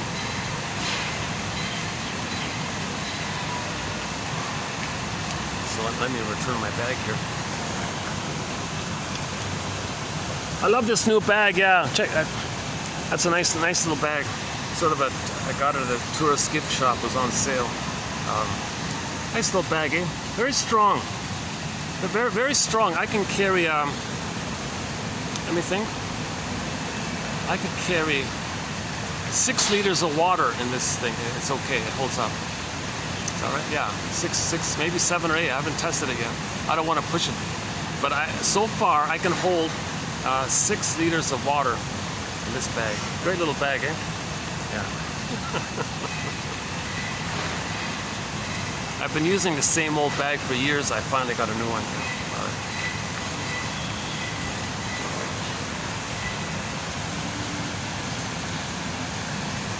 Okay, I feel like I can breathe a little bit better here. Okay, calm down. So let's look at again. The unconscious defense mechanisms of splitting and projection often unconsciously permit an internal conflict to be externalized. Because you're trying to know that it's internal. You're trying to make the unconscious conscious. The way to make the unconscious conscious is to see it on a screen to notice within. People do it, pairs do it, groups do it. Why? To protect themselves from the unbearable feelings that they would feel if they were to admit. If they were to admit that the mother shamed them. If they were to admit that the mother hurt them. That's unbearable feelings. To get away from the feelings, you say mother's the scapegoat's your mother. Not within. Distracts you from feeling that the hurtful mother is within. If you say the other one's no good and dangerous. These defense mechanisms lead to the process of demonization and dehumanization, as each side projects all of the qualities they cannot own themselves onto the other. This in turn makes any form of reactivity or excuses acceptable under the guise of self-protection against quote-unquote others. You see? This quote conveys it pretty well, I think. Therefore, unconscious processes may tend to reinforce fear and negative stereotyping and encourage a retreat into the quote secure perception of either or. Mother's a goddess, mother's a demon. No, they're the demon. That's the way the baby thinks. Prejudice is confession that you're thinking like a traumatized baby.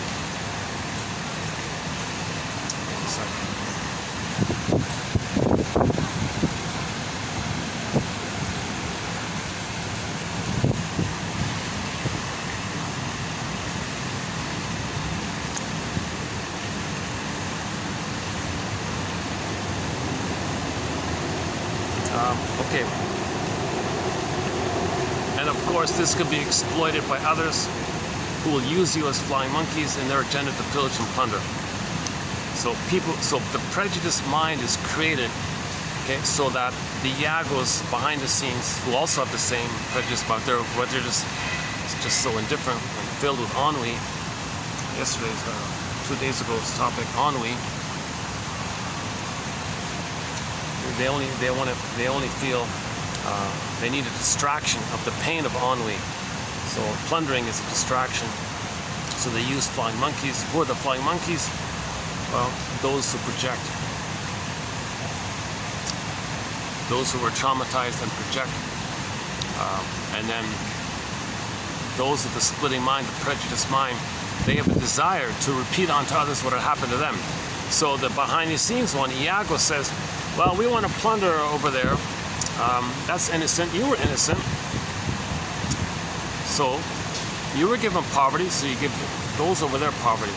Now the ones you gave poverty to, you see them as your mother who hurt you, now you hate them. And that's part of the psychology needed to pillage and plunder. Again, we went from global village to global pillage 10,000 years ago. But in order to pillage, you need the prejudiced mind. So to get the prejudiced personality, you need to traumatize the babies so they would deny the one side where they felt shamed and mother's a monster, okay, and they would deny it, and then they would project it, and repetition compulsion, you reenact it, you got to restage it, thinking you can redo the trauma, but without consciousness, and you don't remember, you keep repeating it. So you don't want people to be aware of this. So enter religion. Now don't be aware of it, so you keep it. When religion is being used as a tool of the pillage and plunder, religion says don't heal, don't be aware, maintain the prejudice so we can keep pillaging. Okay, another topic.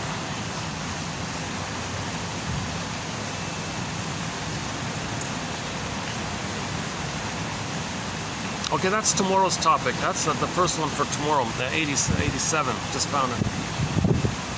An older quote back in the 40s. That's pretty good. Back in the 40s they knew this. Even the 30s maybe.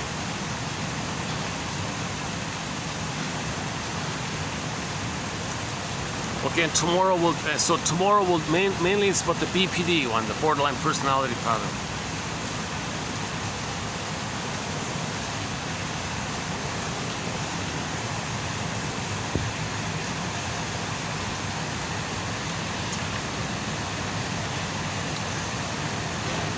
Yeah, I'm still processing this whole little scenery around me.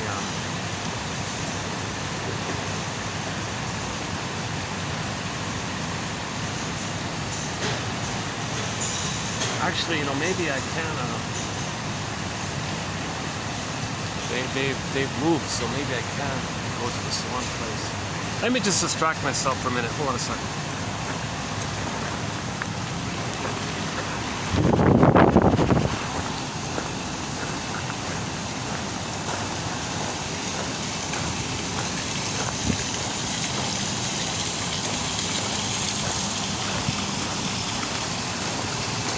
Oh, it's okay.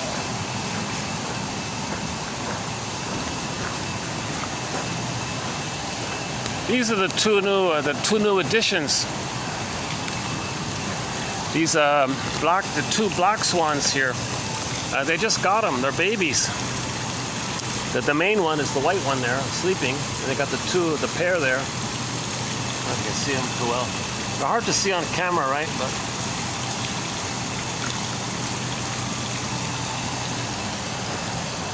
maybe I can sit here for a few minutes. It's noisy here, right? The fan, yeah. Okay, let's just go back. Let's go back.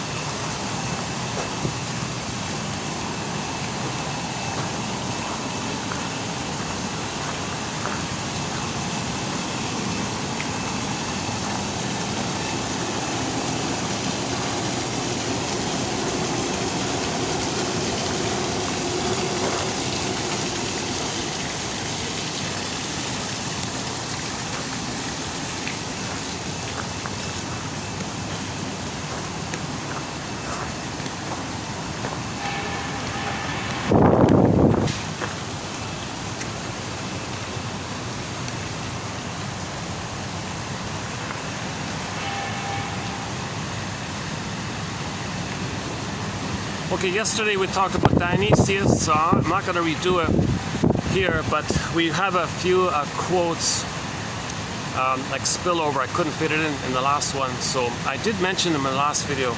So those spillover quotes on Dionysius are here, printed below, but for a discussion on Dionysius, can I refer you to the last video? So, okay, I'm not going to, that's a whole topic, let's not do that here this time.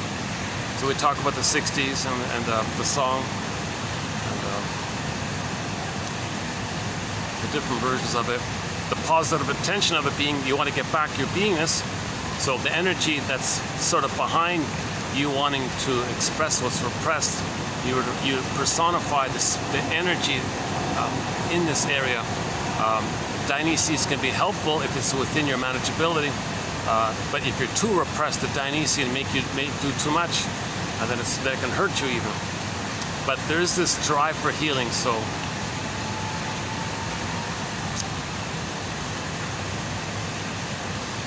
Okay, and then also, likewise with ennui, I spent a fair bit of time talking about ennui. On what? Ennui. The difference between ennui and boredom, the difference between them. Ennui is a deeper issue. That's the sarcastic character in Inside Out 2. Oh, hang on.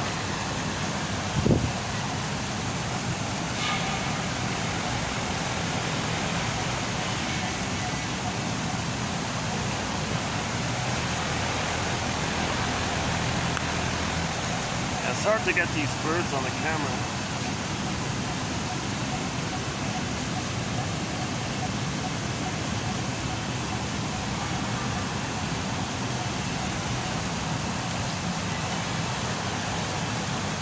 So same with the ennui ones. The spillover quotes from the ennui topic are here.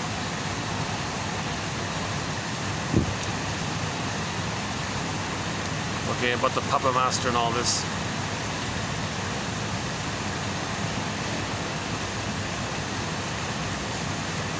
Weariness of the soul. Okay. The source point is the breast never came. So you're desiring for something you don't even know what it could be, and never is it.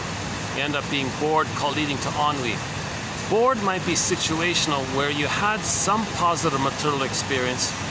You have no chance to kind of continue with that prototype of something positive happening. So if the baby is too traumatized, and even though he plunders and pillages and get things, it never satisfies, because it doesn't click into any kind of triggering memory of the breast appearing. So ennui, the source of ennui, is the baby was waiting and waiting, expecting. It never came. He didn't know what it was. Something was good was supposed to happen. It never happened. So if the bottle is used, and if the mother's rough handling with the feeding with the bottle, that'll lead to ennui. Because part of ennui is rebelling, like expulsion. If the mother's force feeding with the rubber nipple and the babies want to push, expelling it, and you're always expelling it, and everything, so you need, but you're going to expel. You need, but you're going to expel. You get tired by this, and you have no hope for something good. So you might get tired by always rejecting. At the same time, you need.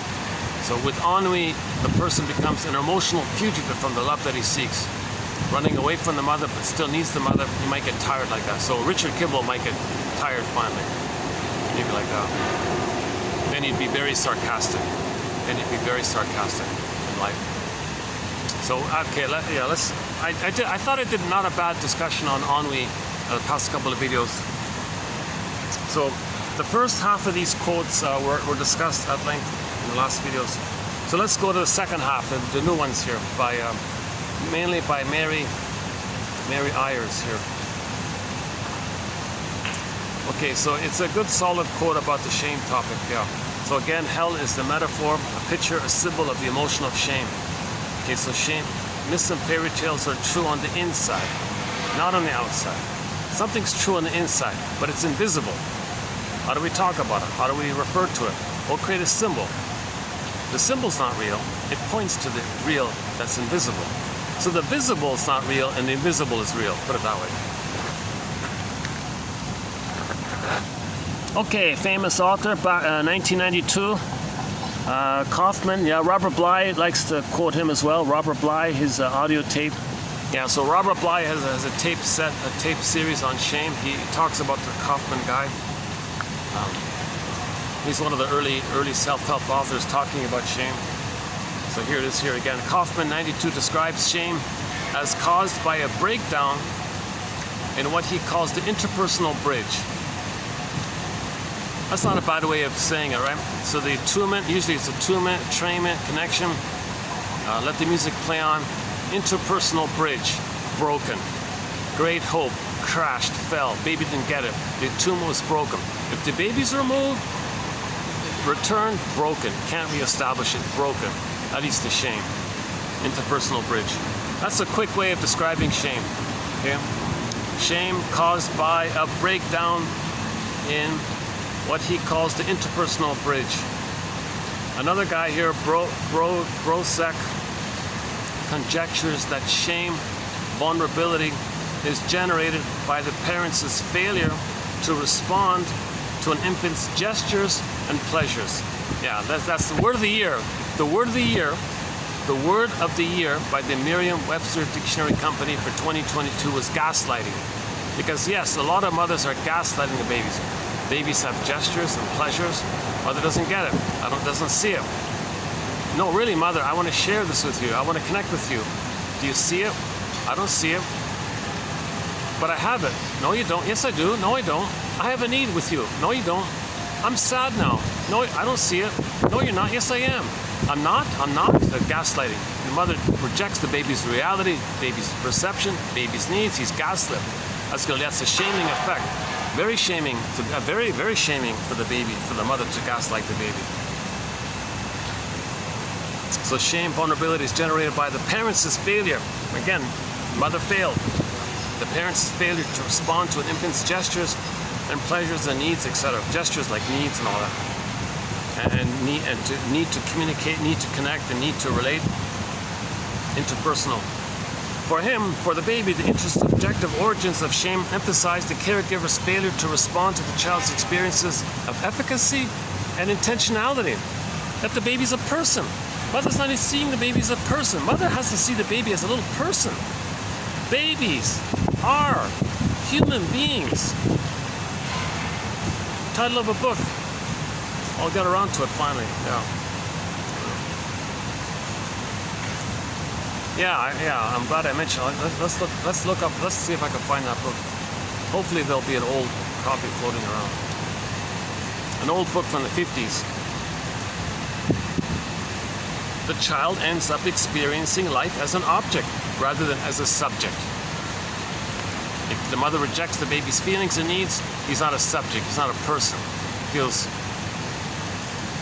like he's supposed to be something without needs and feelings, so they call it objectification. He feels like an object, he feels thingified. Not meant to be taken too literally, just a ballpark idea. This environmental failure, that's a polite way of saying it, right? The mother abuses the baby. That's an environmental failure.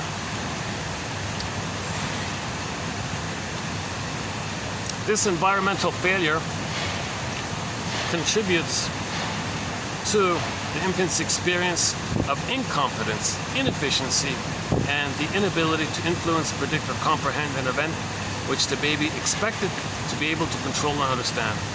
So his reality is crushed. He's gaslit. Double bind. Baby must turn to the mother for understanding. Mother crushes that. He has nowhere else to go. If he doesn't go to her, he's a goner. He goes to her, but he's traumatized. Huge double bind. Either he's going to be gaslit or he's a goner. Like what a mess, right? What a mess. Poor baby. I feel sorry for any baby to be abused by the baby. This is more than that word is. When the baby's abused, what do we call that? Soul torture. Leonard Shengold calls it soul murder. I don't know I don't use that term. But, actually, in one fairy tale, it's called The Ashes. Yeah, and the image is the skull with the glaring eyes. Yeah, this is difficult. This issue of shame. So ashes can be the shame. The baby's soul turned to ashes. Now, yes, there can be a phoenix rising from the ashes, so we can heal from shame. But you got to first identify the ashes first, then the phoenix can come up.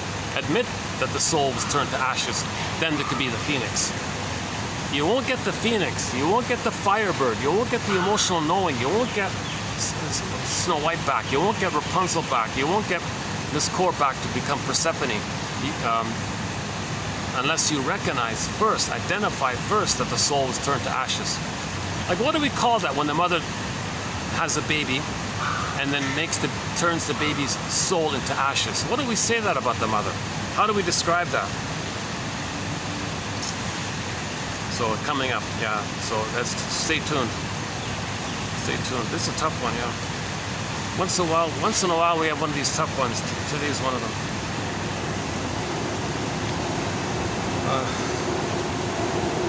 Where are we here?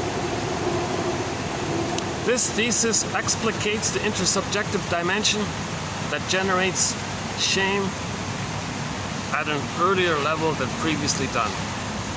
This is one that occurs before subject and object are distinct, when conditions provide for a confused perception between the two. So this is all taking place when there's still the oneness, there's still one. So there's no differentiating between self and other. So the baby has no hope of having his identity. If he's the mother shames him, and he's the mother who shames himself, and he internalizes the shaming mother who shames himself, he's crushed like this. So the image is the skull with the burning eyes in the one fairy tale. Coming up, stay tuned.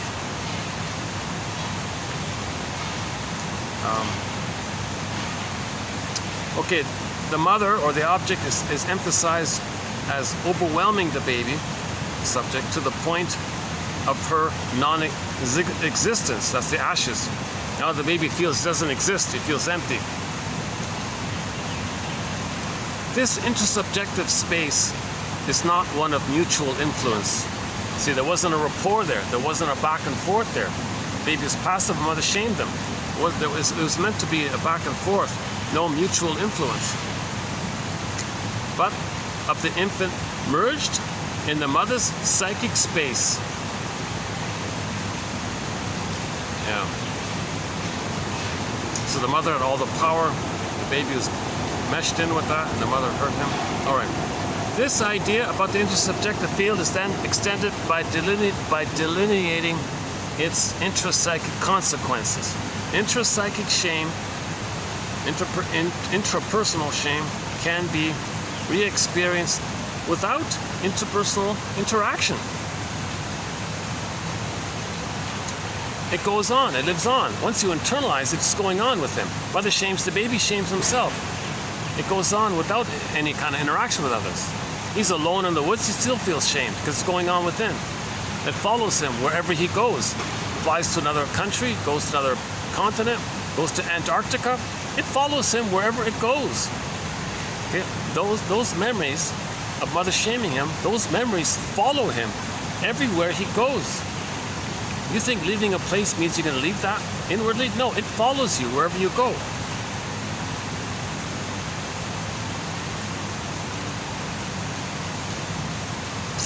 Okay, intrapsychic shame, interpersonal shame can be re-experienced without interpersonal interaction. So he's alone in Antarctica, wherever, some far off place. He's still feeling it, even though he's not interacting with anybody. So he's alone in the woods and he still feels it. The eyes of shame reveal that the mother's misattunement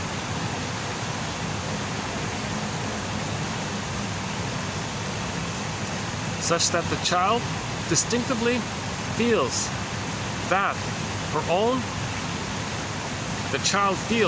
their own emotional states are unwelcome or damaging to the mother. Look at that, eh? The mother says to the baby, baby, your feelings damage me, they insult me, they offend me. Whoa, whoa. She's not ready to be a mother if she's doing that, obviously. She's got to do some healing first before she has a kid, ideally. The child distinctively feels that their own emotional states and needs are unwelcome or even damaging to the mother, and must therefore be sacrificed in order to maintain the desperately needed time.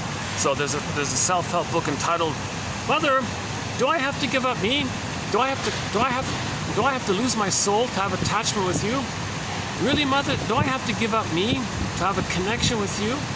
That's a very good title for a self-help book. It actually says, do I have to give up me to be loved by you? Okay, we can twist it a bit. Mother, do I have to be empty inside and allow you to turn my soul into ashes, and that's my connection to you? That's my attachment to you? And then I got to do that to myself, and I got to feel that all the time to have a connection to you? And then I'm going to recreate situations where I feel that again, and I'm going to choose people who are going to disappoint me again, or I'm going to see it that way and feel disappointed again, and that's my connection with you, and that's my only gift of love from you, by living in a self-defeating way. Miss Benjamin's jargon, gift of love. So this is called the secondary gain. To have the connection to the mother, they got to repeat the trauma that they experienced with the mother by symbolically recreating the present, trigger up the trauma with the mother. I want the gift of love. That's a gift of love? Really, Mother? The only gift of love you have for me is I lose my soul to have a connection with you? That's the only gift you can give me? I got to sacrifice my soul to have a connection with you? That's your gift? Jeez, thanks a lot, Mother.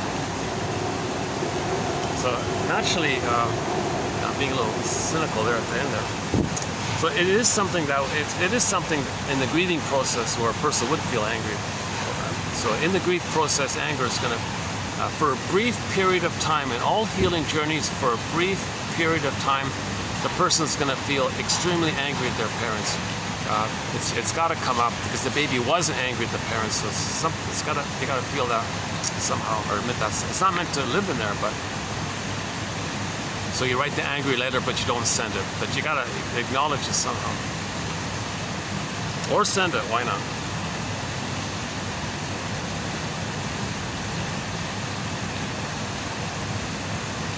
A deeply significant derailment of the developmental processes.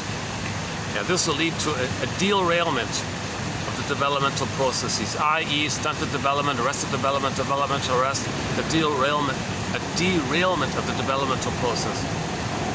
Shame frequently has to do with being experienced shame frequently has to do with experiencing oneself being treated as an object when one is attempting to relate to the other in an intersubjective mode. So look at that. Even the baby is treating the mother like a human being, and the mother's responding to the baby as if the baby's an object. Look at that, eh? That's very shaming. Shame, in the deepest sense, is a pathological symbiosis with mother, a parasitic relationship in which a part of the mother lives off her baby. Now you get the metaphor of the mother being a vampire like this, living off, parasitic off her. The mother's a parasite on the baby, devouring the baby's sense of existence, and that's the only way that the baby can see her. So the only way the baby can see the mother, understand that he has a mother, is if she is parasitic. However, when shame is understood as an affect, generated through early eye contact with mother. Okay, here we go. Okay, the difference between mortification and petrification. Here's another tough one. All right. However, when shame is understood as an affect generated through early eye contact with mother, the process is not a mortifying one, but a petrifying one. Okay, the word, so petrification, skip here. The word petrify captures the process wherein a subject or a person is turned into a thing or an object. In the case of shame, a stone. So petrified, the image is Echo becomes a statue. Faithful John becomes a statue. In a myth or fairy tale, if there's a character that's a statue, that's your soul. Your soul becomes a statue, petrification. But in mortification, that's the earlier one. Like the 2 degrees of trauma. So that's, believe it or not, that's milder. The soul turning to stone is better than the soul becoming ashes. In the fairy tale, the beautiful Vasilisa, the skull's flowing eyes stared unceasingly right down to the very souls. They tried to hide, but the eyes followed them everywhere, and by morning they were burnt to ashes. That's the power of fairy tales, eh? Look at that. The fiery eyes that follow one anywhere and everywhere, so that nothing can stay hidden, contain the power to petrify. This shaming without cessation incinerates. Or maybe it petrifies, then turns to ashes. So I didn't know this this is a new variation for me. This idea about the skull with the eyes. See, in Vasilisa, my understanding of it is she faced it and turned it around and used mother's shame to help her in the forest. So Vasilisa, oh hang on, that's the lantern, right? No, she had the skull. Wait a minute, what am I thinking of? Okay, in some fairy tales, the wicked witch mother holds the skull with the burning eyes. That's shame, the eyes of shame. In some fairy tales, the person faces that, grabs the handle with the eyes of shame, turns it around, and uses it to see in the forest. So that means they faced it, they're not bothered by it, they turned it around, so to speak, and it helps them to see more about the mother. Now they're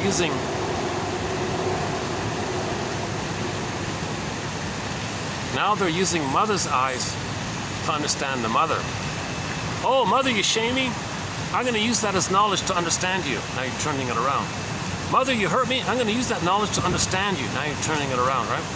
Oh, mother, you failed me. I'm going to use that knowledge to understand you. So as a light, as a lantern. So the burning eyes becomes a lantern to see. So the burning eyes, that's the shame of the mother. You turn it around, becomes a lantern to see the mother. I'm guessing here at this point. Yeah, I'm a little confused on this point about the difference between the lantern and the skull with the burning eyes. On the front cover of Marie-Louise von Franz's book, on one of her books, I forgot which one, you got Vasilisa holding the skull with the eyes pointing that way, the beaming eyes that way. In another version, she's holding a lantern. So the burning eyes one is mother's shame. Okay, let's do it that way. Let's just keep it simple. The burning eyes one, that's mother's shaming you. And it turns your soul to ashes. It incinerates your soul as to ashes. Maybe it turns to stone, then the stone turns to ashes. Yeah, first it petrifies, then it mortifies. Ashes. Now the idea of a lantern just means anything that helps you to understand the unconscious. So you need a lantern to see the burning eyes. Put it that way.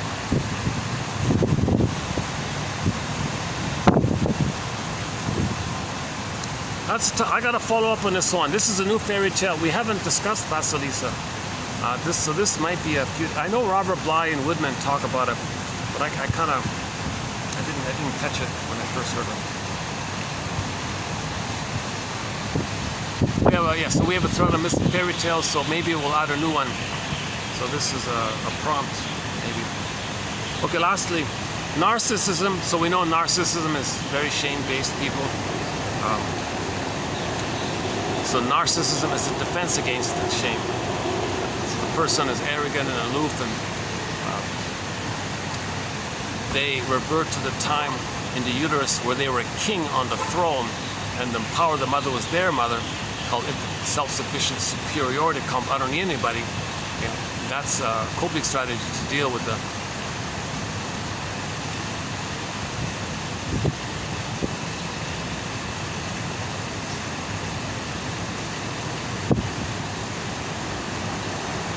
sorry, just some traffic, people passing by. Narcissism is a self-based experience that occurs during the stage. I remind myself of the cat. The cat does that, right? The cat that looks around. What's this? What's this? Narcissism is a self-based experience that occurs during the stage of omnipotence. Okay, so healthy narcissism, right? So all babies think the world is their oyster, okay? So up until 18 months, all children think the world is their oyster. It is the result of a failure to achieve this phase, this time, whereby the mother says, "Way to go, child. I see you, child. Look at you, child. Awesome, child. Wow, you're a little God. You're amazing. How wonderful you are." Okay, so that wasn't reflected. That wasn't seen by the idealized mother. So, and this last point means up until 18 months, mothers are meant to say to the child, "I see that. That's amazing. Look at you. Look at that." As if she's worshiping him like the baby's little God. And kind of a little bit like that. The baby thinks he's a little God, right? Little God. So the mother's meant to idealize. "Oh, you're a little God. Oh, baby. Oh, how amazing you are." The baby feels seen by the, "Oh, mother sees me." Because the baby sees the mother as a bigger God. The mother sees the baby as a little God. But the baby should think that the baby's a God nonetheless, although she's human. But the baby sees the mother as a bigger God. So the mother should see the baby as a God, and she's a human. So that'll allow the baby to see the mother as a bigger God, and things are okay like that. In other words, the mother doesn't rebuff the baby before 18 months. "Leave me alone, Mom. I'm too busy. Don't talk to me. I'm busy." So if he doesn't get those needs met, he'll be stuck there, frozen there, and he'll search for it in other ways. With a fancy dress, maybe, or acting like a peacock, or whatever. Any kind of exhibitionistic type of display. "Look at me, look at me." Might be like that.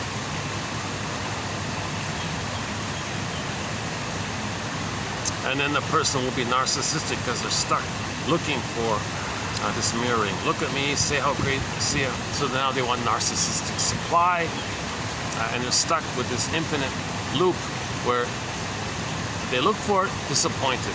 They look for it, disappointed. Look for it, disappointed. They spend their whole lives looking for others to admire them, see how great they are, and want to induce that. They want to trick others to that, induce that in others. Shame is developing during the holding phase of development, a stage earlier than the development of narcissism.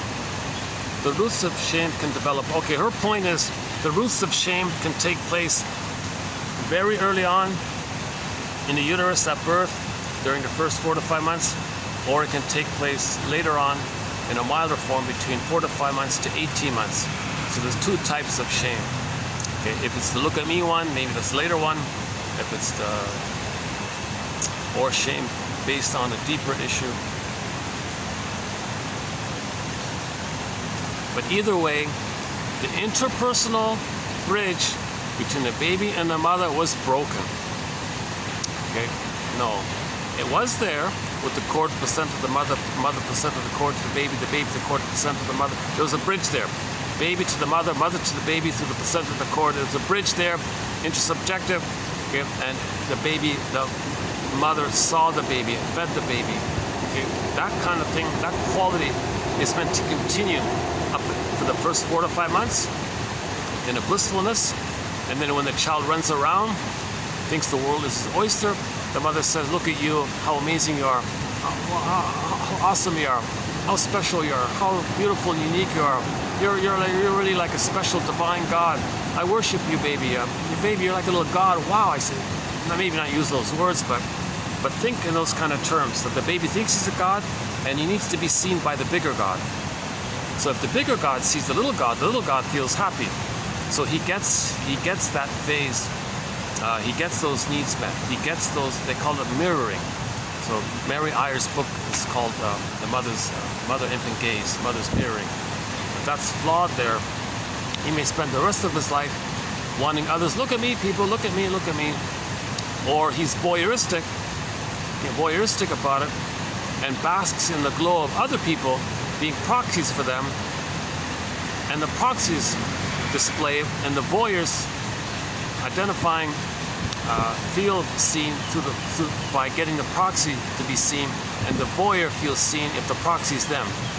So now you got this whole issue of the voyeur and the exhibitionistic quality. I'm not talking about the way those terms are used in common knowledge, but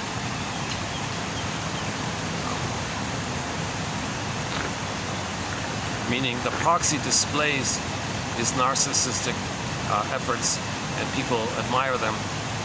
People who would like to do that are afraid to, so they look at others doing it, and they can feel seen by regarding the others as possessing their identity. So they bask in the glow of other people's narcissistic stardom. Oh, others see them. Oh, I'm them. They see me. They see me. It's like a three thing. So the voyeur regards the proxy as a part of them. Okay, the proxy is exhibitionistic, and they get seen. That means the voyeur feels seen, because the voyeur thinks the proxy is a part of them, so they feel seen. So the voyeur feels seen, getting the proxy to be seen. So the proxy is more exhibitionistic about wanting to be seen and admired. The voyeuristic one would like that, but they're afraid to, so they use the proxy as a role to stand in for their need for that.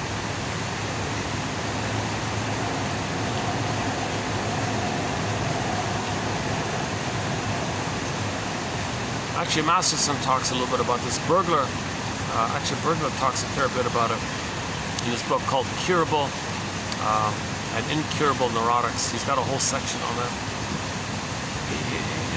The shrinks traditionally regard one as a defense against the other. One as a defense against the other. The baby wanted to be seen by the mother. He wasn't seen, so he displays. Oh no, the baby wants to display, mother rejects it, so now he wants to look.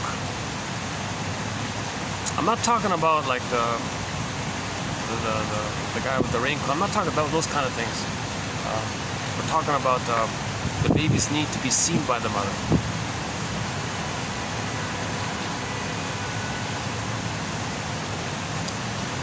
Yeah, I'll tell you the truth, when I read that section about the voyeur and the exhibitionistic psychology, psychic elements, That whole discussion, I kind of just, in the future, I'll put it aside.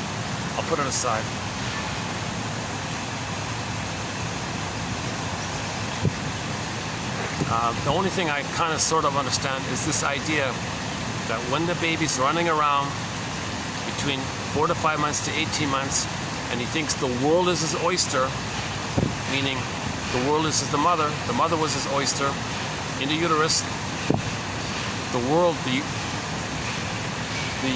uterus was his oyster, the mother was his oyster, the world was his oyster, the breast was his oyster, everything was his oyster. This whole thing finally resolves itself post 18 months. So if there's a problem before 18 months, they'll have problems there for the rest of their lives until they mourn it. So what do babies need up until 18 months? They need the mother to see them, look at you, how amazing you are. Wow, look, I see you. That's amazing. That's great. I really see it. And she's got to mean it, of course. She's got to delight in that. And the mother's got to say, gee, not only are you a little God, but you're a unique God. I'm a unique God. Mother saw me as a unique God. I'm a unique person. It'll lead to them thinking they're a unique person. It's just a phase they go through. You know, it's nothing to worry about. It'll resolve itself at 18 months.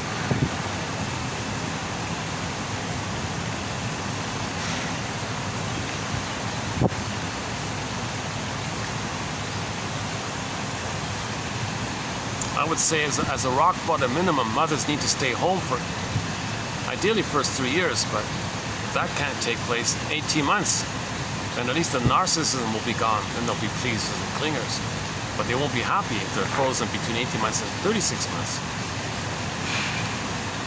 If the baby's traumatized between birth and 4 to 5 months, you got the Iagos and the bullies and filled with ennui and morbid gaiety, indifference. So you don't want babies traumatized before 4 to 5 months. Then you get the most hurtful of the most hurtful. If the mother can get the baby past 4 to 5 months, then they might be narcissistic types of one time or another, of one form or another. But they won't be as they won't have issues too immensely around safety because they have the mother, they are the mother, but they're negative and cynical nonetheless. But the bully patterns never even got the mother, so they're aggressively trying to get it. Iagos don't bother, they just want to see everything damaged like the soul. So you got to get the baby past that 18-month phase. And then ideally, 18 months to 36 months, the mother is a secure base for the child's explorations, communicative matching, playful improv, giving the message, the baby, you can explore and you don't lose me. You can understand and learn and you don't lose me. You're not there to please me, you're not there to redeem me, you're not there to fix me. You can be yourself, you can learn, and I'm okay with that. Then at age 3, he gets a psychological birth.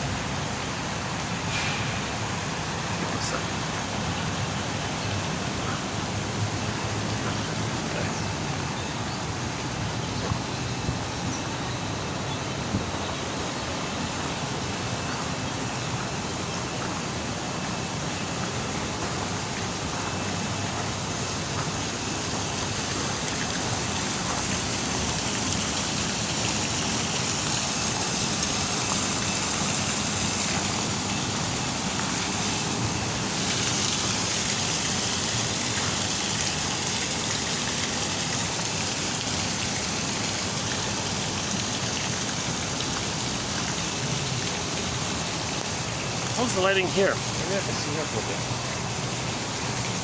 Actually, look at this one here. It's too bad I can't get a fan. There's no cord, Oh, this is a new swing. Oh, this is a new one. Oh, they got a new swing. Oh, wow, okay. I'm leaning back. Any final thoughts here? Yeah. Let's see, how's the battery? 503, battery's holding up.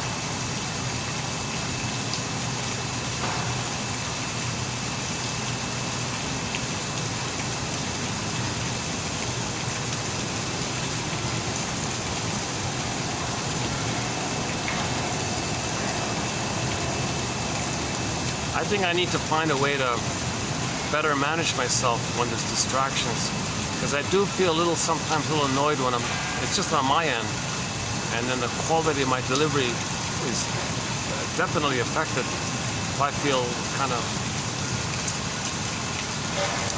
sometimes I feel kind of well rested or something, and it doesn't bother me. I can keep going and not pay attention to it.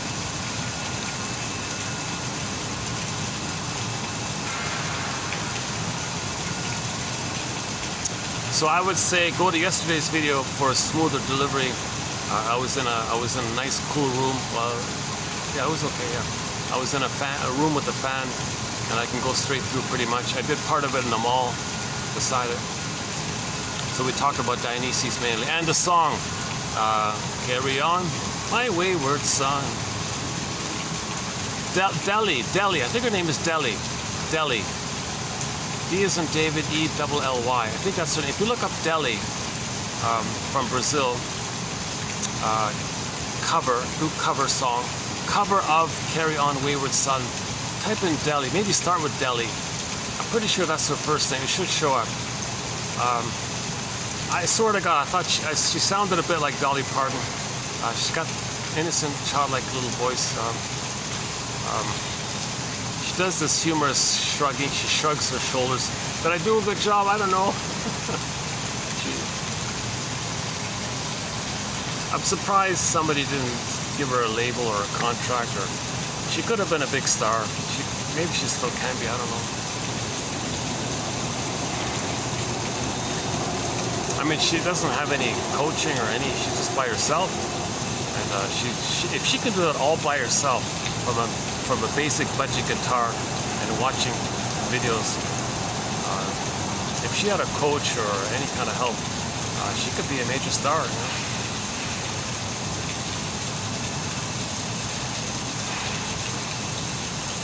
She's got that kind of quirky little. She's got a bit of a quirky kind of personality, it seems. She's got like a fun, quirky, innocent personality.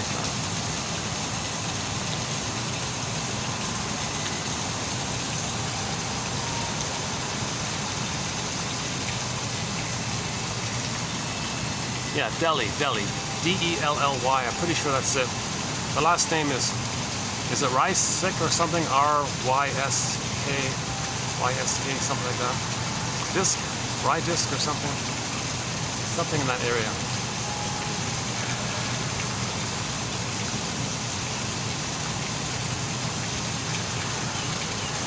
I like the conclusion of the song.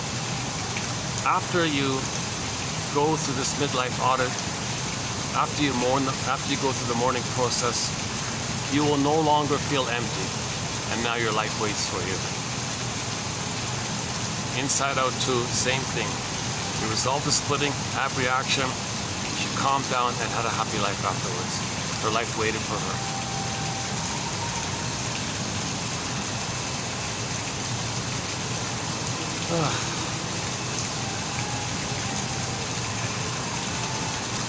I'm kind of eager to find out what that was about. I'm gonna talk to this when I finish this video. I'll poke around. I'll ask around with the staff.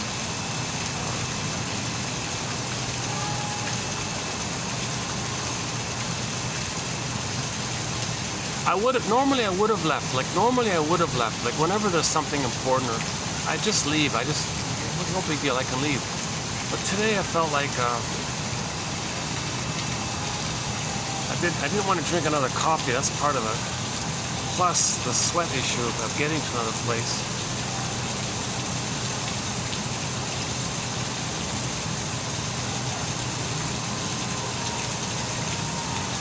So if somebody in Brazil is watching this, why is he telling me this? If I'm watching a video where I am, and somebody from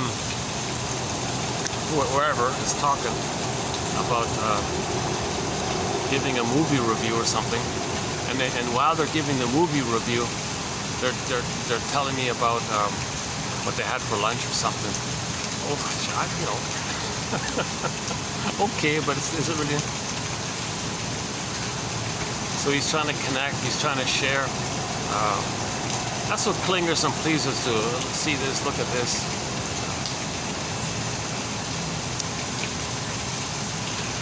One self-help book might be entitled Adult Children of Adult Children. Like, how do we heal? How do people heal of growing up with emotionally immature adults? How do we heal from that? If our parents were adult children and we're now adult children from that, how do we heal from that kind of thing?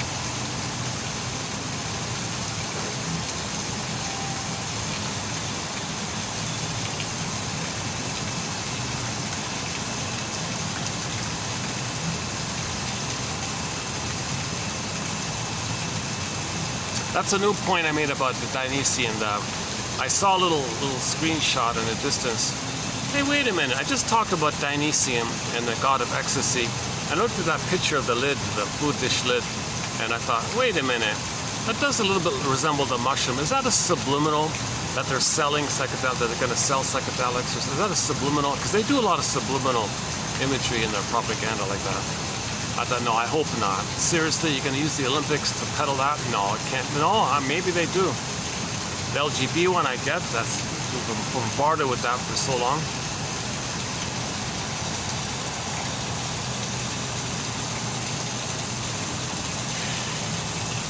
So again, the Greek gods are symbols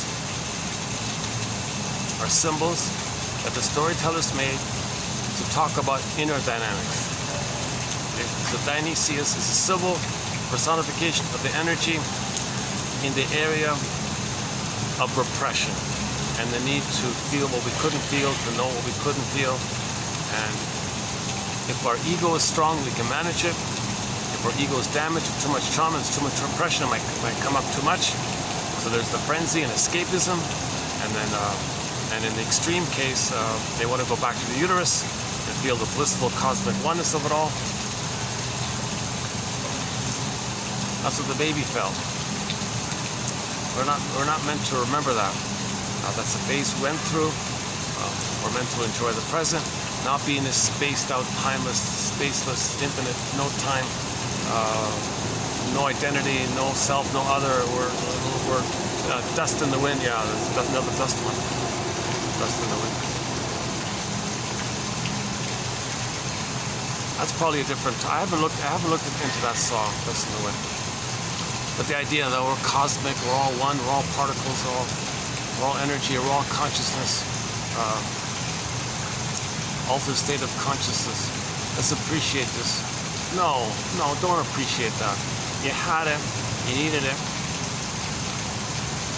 Appreciate that if you didn't get it, that you might be allured to the siren song that you want to go there.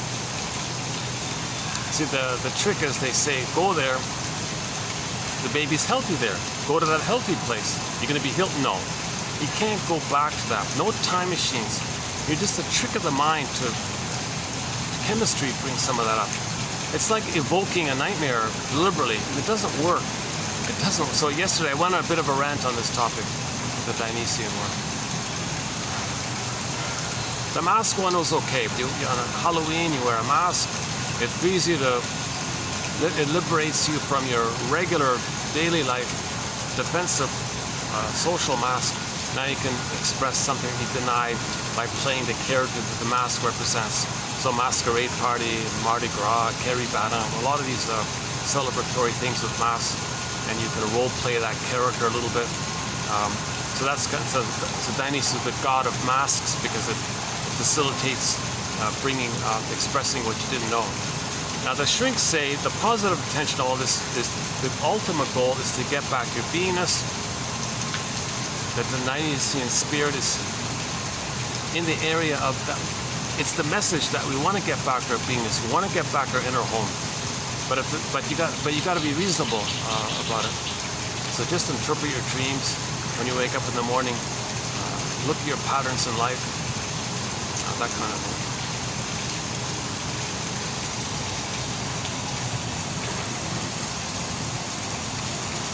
Yeah, I'm still feeling a little awkward about my possibly interrupting something.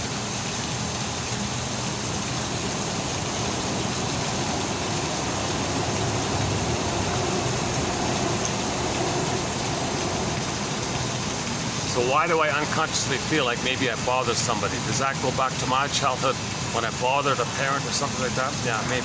Yeah. You see. So something in the present, some little thing in the present can trigger some emotion. You got to think about it in terms of the past. Okay, what does that remind you of in the past, kind of thing? And then you can be reasonable. Okay, well that's the past. Reality of the present. This is a public park kind of thing. Public restaurant kind of thing. There's always little things going on. People talking. People on their phones. Group discussions. This is all par for the course kind of thing. Why would you have the emotion that you're bothering somebody?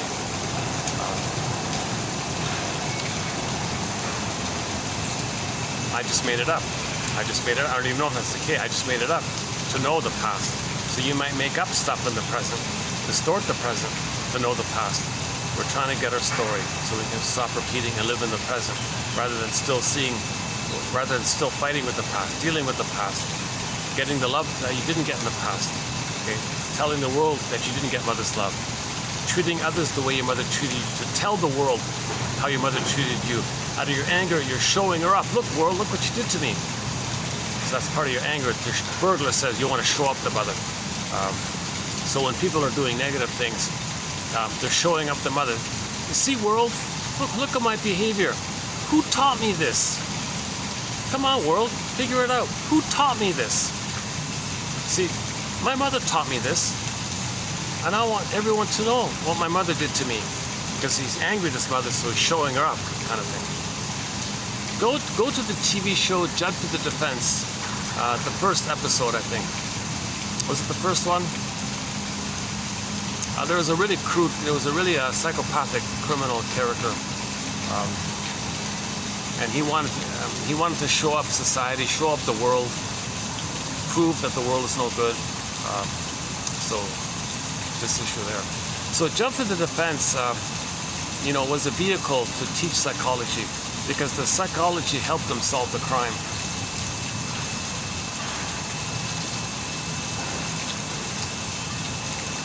So that the guy committed that crime,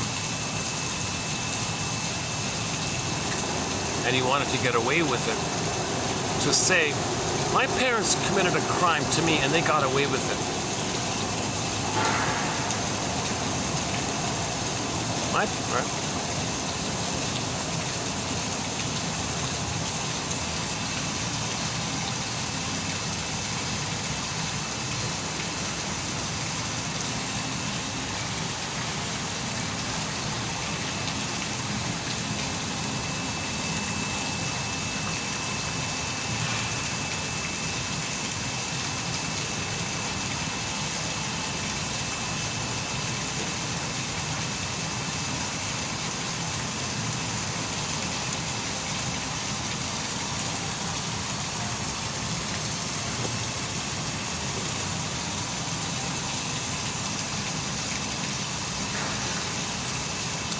Well, maybe I should wind down here.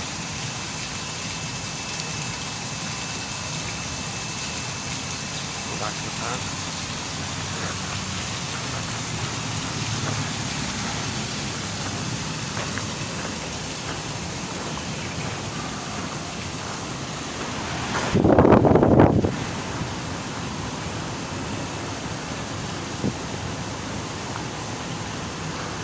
Oh yeah, your mission. So pick one, yeah? So in today's batch, pick one. Okay, the idea that ennui is weariness of the soul. Ennui leads to apathy because you can't even, you're afraid, you feel pain to desire because you have no memory of something good happening. That leads to ennui. Ennui is the source of evil, one guy says later on. And you feel helpless because the puppet master is doing it over and over again. If the mother took away your agency, it's still going on within. Then you blame others. That's the hypocrisy of it all.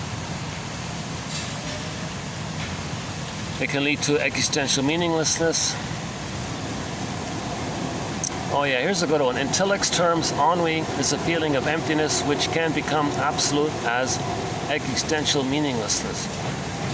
Ennui, on what? Ennui. Ennui may be an insight which motivates action, or a neurotic defense mechanism which inhibits it. Neurotic ennui, okay, so usually it's neurotic, right? Neurotic ennui anesthetizes, numbs unruly anxiety through apathy.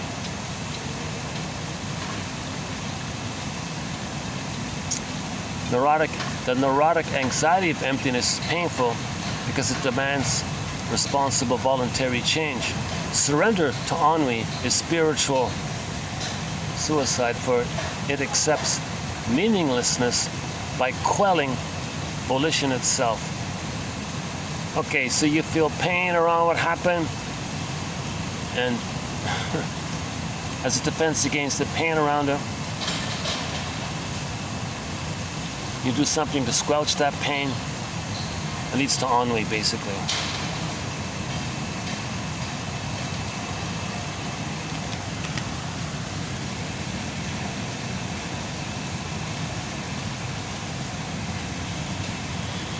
Okay, yesterday we talked about the 60s one.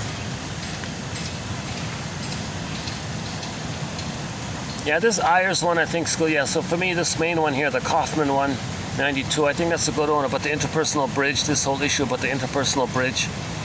I think that's the key one here for me. Yeah. I'll follow up on this issue about the Vasilisa fairy tale. So for me, it's the Kaufman one. So we got one here. So your mission is to, in each video, read the quotes for each video and pick one. Just pick one, make a note of it, highlight it, send it to yourself, email it to somebody, put it aside, let it incubate, revisit it later on.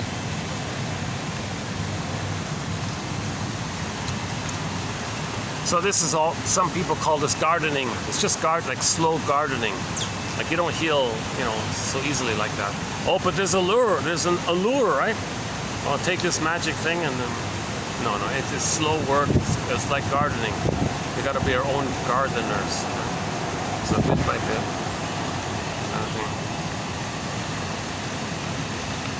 Okay, in the next video, we'll talk more about the BPD one's coming up, yeah.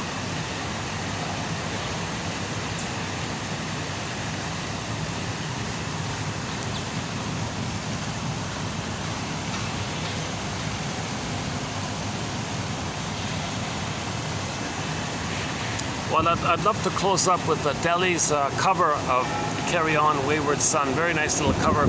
Only 2 minutes long. Only 2 minutes long. There's no electrical. It's just an acoustic guitar and herself.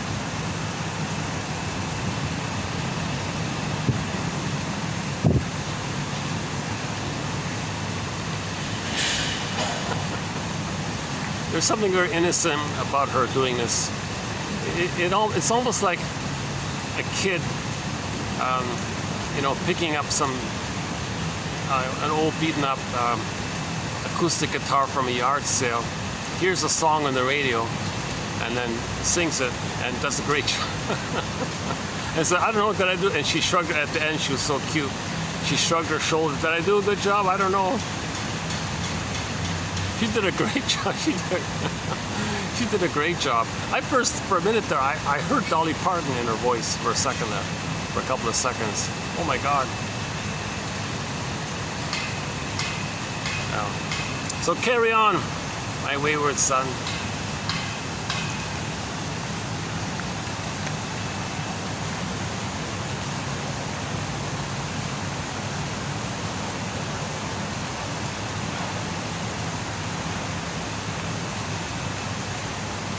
If you're struggling with it, say to yourself, I must have a very good reason why I'm struggling, and talk about it. I'm feeling that this project of self-awareness is overwhelming.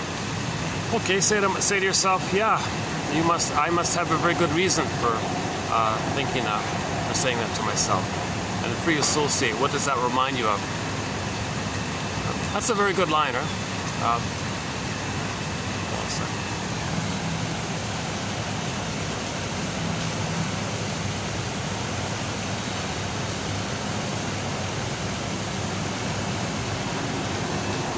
Oh, still recording? Yeah, that's a very good, I like that line. So if your friend tells you something, or you feel something, say to yourself, I must have a very good reason for feeling this. I must have a very good reason for thinking this, believing this, saying this, or doing this, or whatever. And then free associate. Just see what comes up. Just see what comes up spontaneously, freely, like that. Or you might say, what's the hardest thing about that? And likewise. So you want to validate yourself, give validation.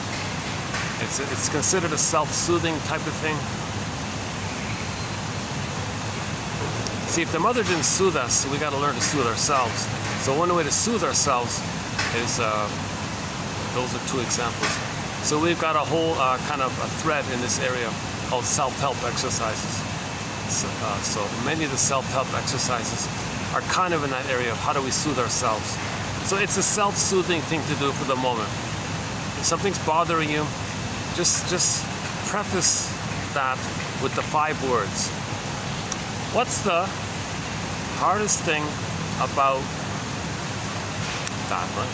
Fill the blank. So me being triggered, that me thinking that maybe I'm bothering people or something with the guard there and the VIP there. I don't even know if that's what it was.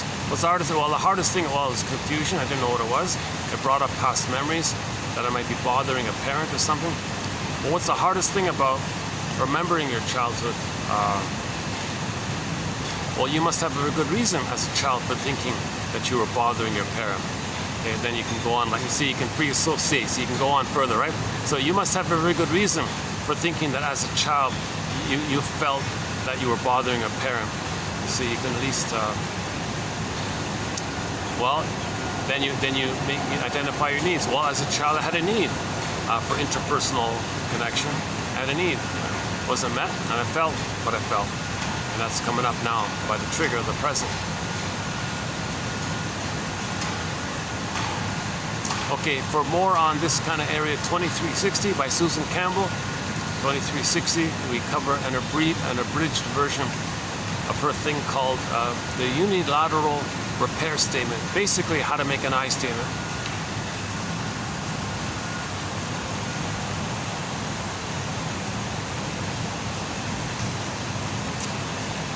I have an idea for an invention. What about a lightweight, portable, something that resembles an umbrella, let's say, but it can pop open to a comfortable chair, like a pop-up tent. Something like a pop-up tent, but a pop-up chair. But it'd be much smaller, right? That way I can go anywhere and just pop up the chair, pop it away. Oh, there's pop-up lights. The lights just popped up. All right.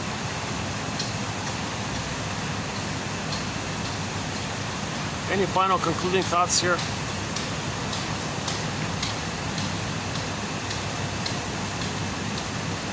Despite whatever awkwardness I came across in this video, I hope some part of the discussion was of help. My ongoing encouragement is that the quote, it's about the quotes. Okay, so your mission, okay, should you choose to accept it, it's between you and the quotes, to use the quotes to help you be a detective. My discussion, it's part of me helping to learn this process. So if you want to learn psychoanalysis, you need a lot of, you need to have a PhD or a minimum of MSW and the funds, of course. I don't have that. So someone said, well, if you want to learn something, teach it. So of course, I don't see myself really as teaching this, but if I'm discussing it, I'm kind of learning it.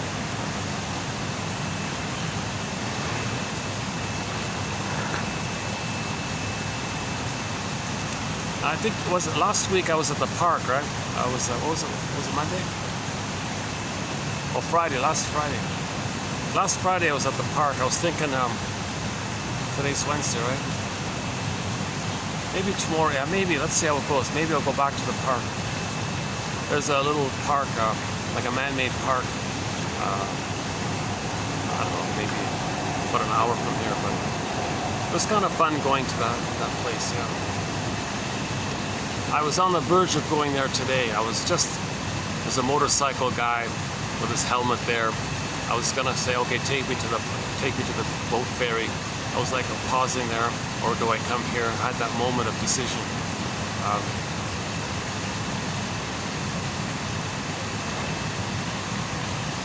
Ironically, it might have been a better video had I went there, right? Because I chose here and I had this drama with the VIP and the security guards all around. The bodyguards or whatever.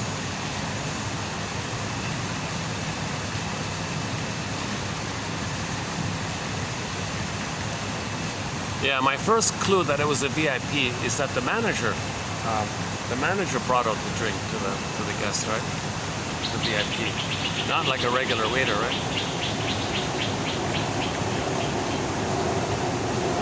I thought, okay, well, no big deal, whatever. And then the security detail was there. But then I don't know. Then they left. Finally, they left.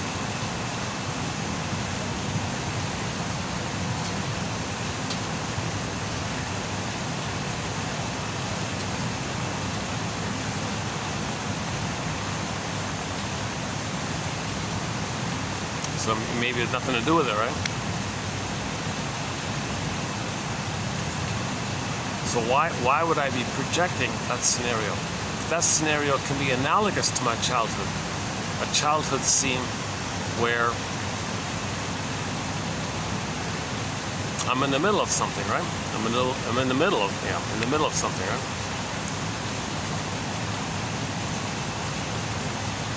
See, a lot of children are sort of caught in the middle of their parents, right? And a very common scenario is that the mother engulfs one of the kids and says to the kid, it's us against, I'm the good parent, your father's the bad parent. So he's the allied parent, and he's going to be the alienated parent. So the mother does this because she doesn't want to feel alone. Okay? And the father, in the book called When He's Married to Mom, says, oh, I give up, fine, take him, leave me alone. He goes to the garage, plays with his hobbies. The poor kid says, I don't want this, I don't want this. He escapes, sneaks to the garage when the mother was looking. Dad, I want to hang out with you. Father said, leave me alone. So, double insult. Mother engulfed the kid, and the father said, fine, take him, let me be free. That's a very common, setup for myths and fairy tales. Go to a film called Over-Dependency, recently discussed. Over-dependency, over, little dash or hyphen, dependency. It can only be found on one website. The website is NFB, National Film Board, NFB.ca, 1947. Only 30 minutes long. Oh.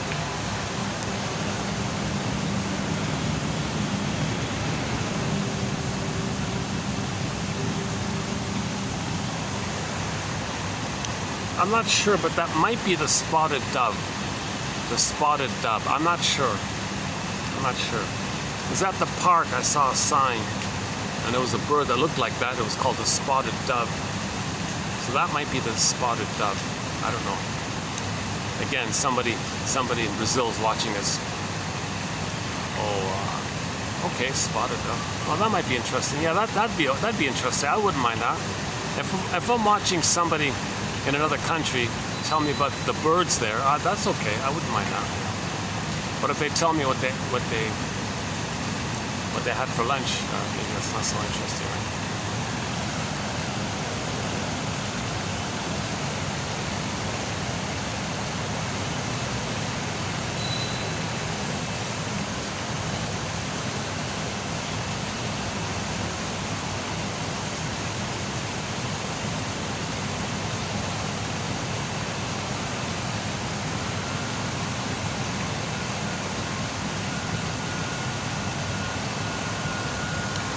Okay, let's just close it up with Delhi. Delhi playing a cover of Carry On, Wayward Son. For the love of narrative medicine, I'll see you in the next video. Thank you.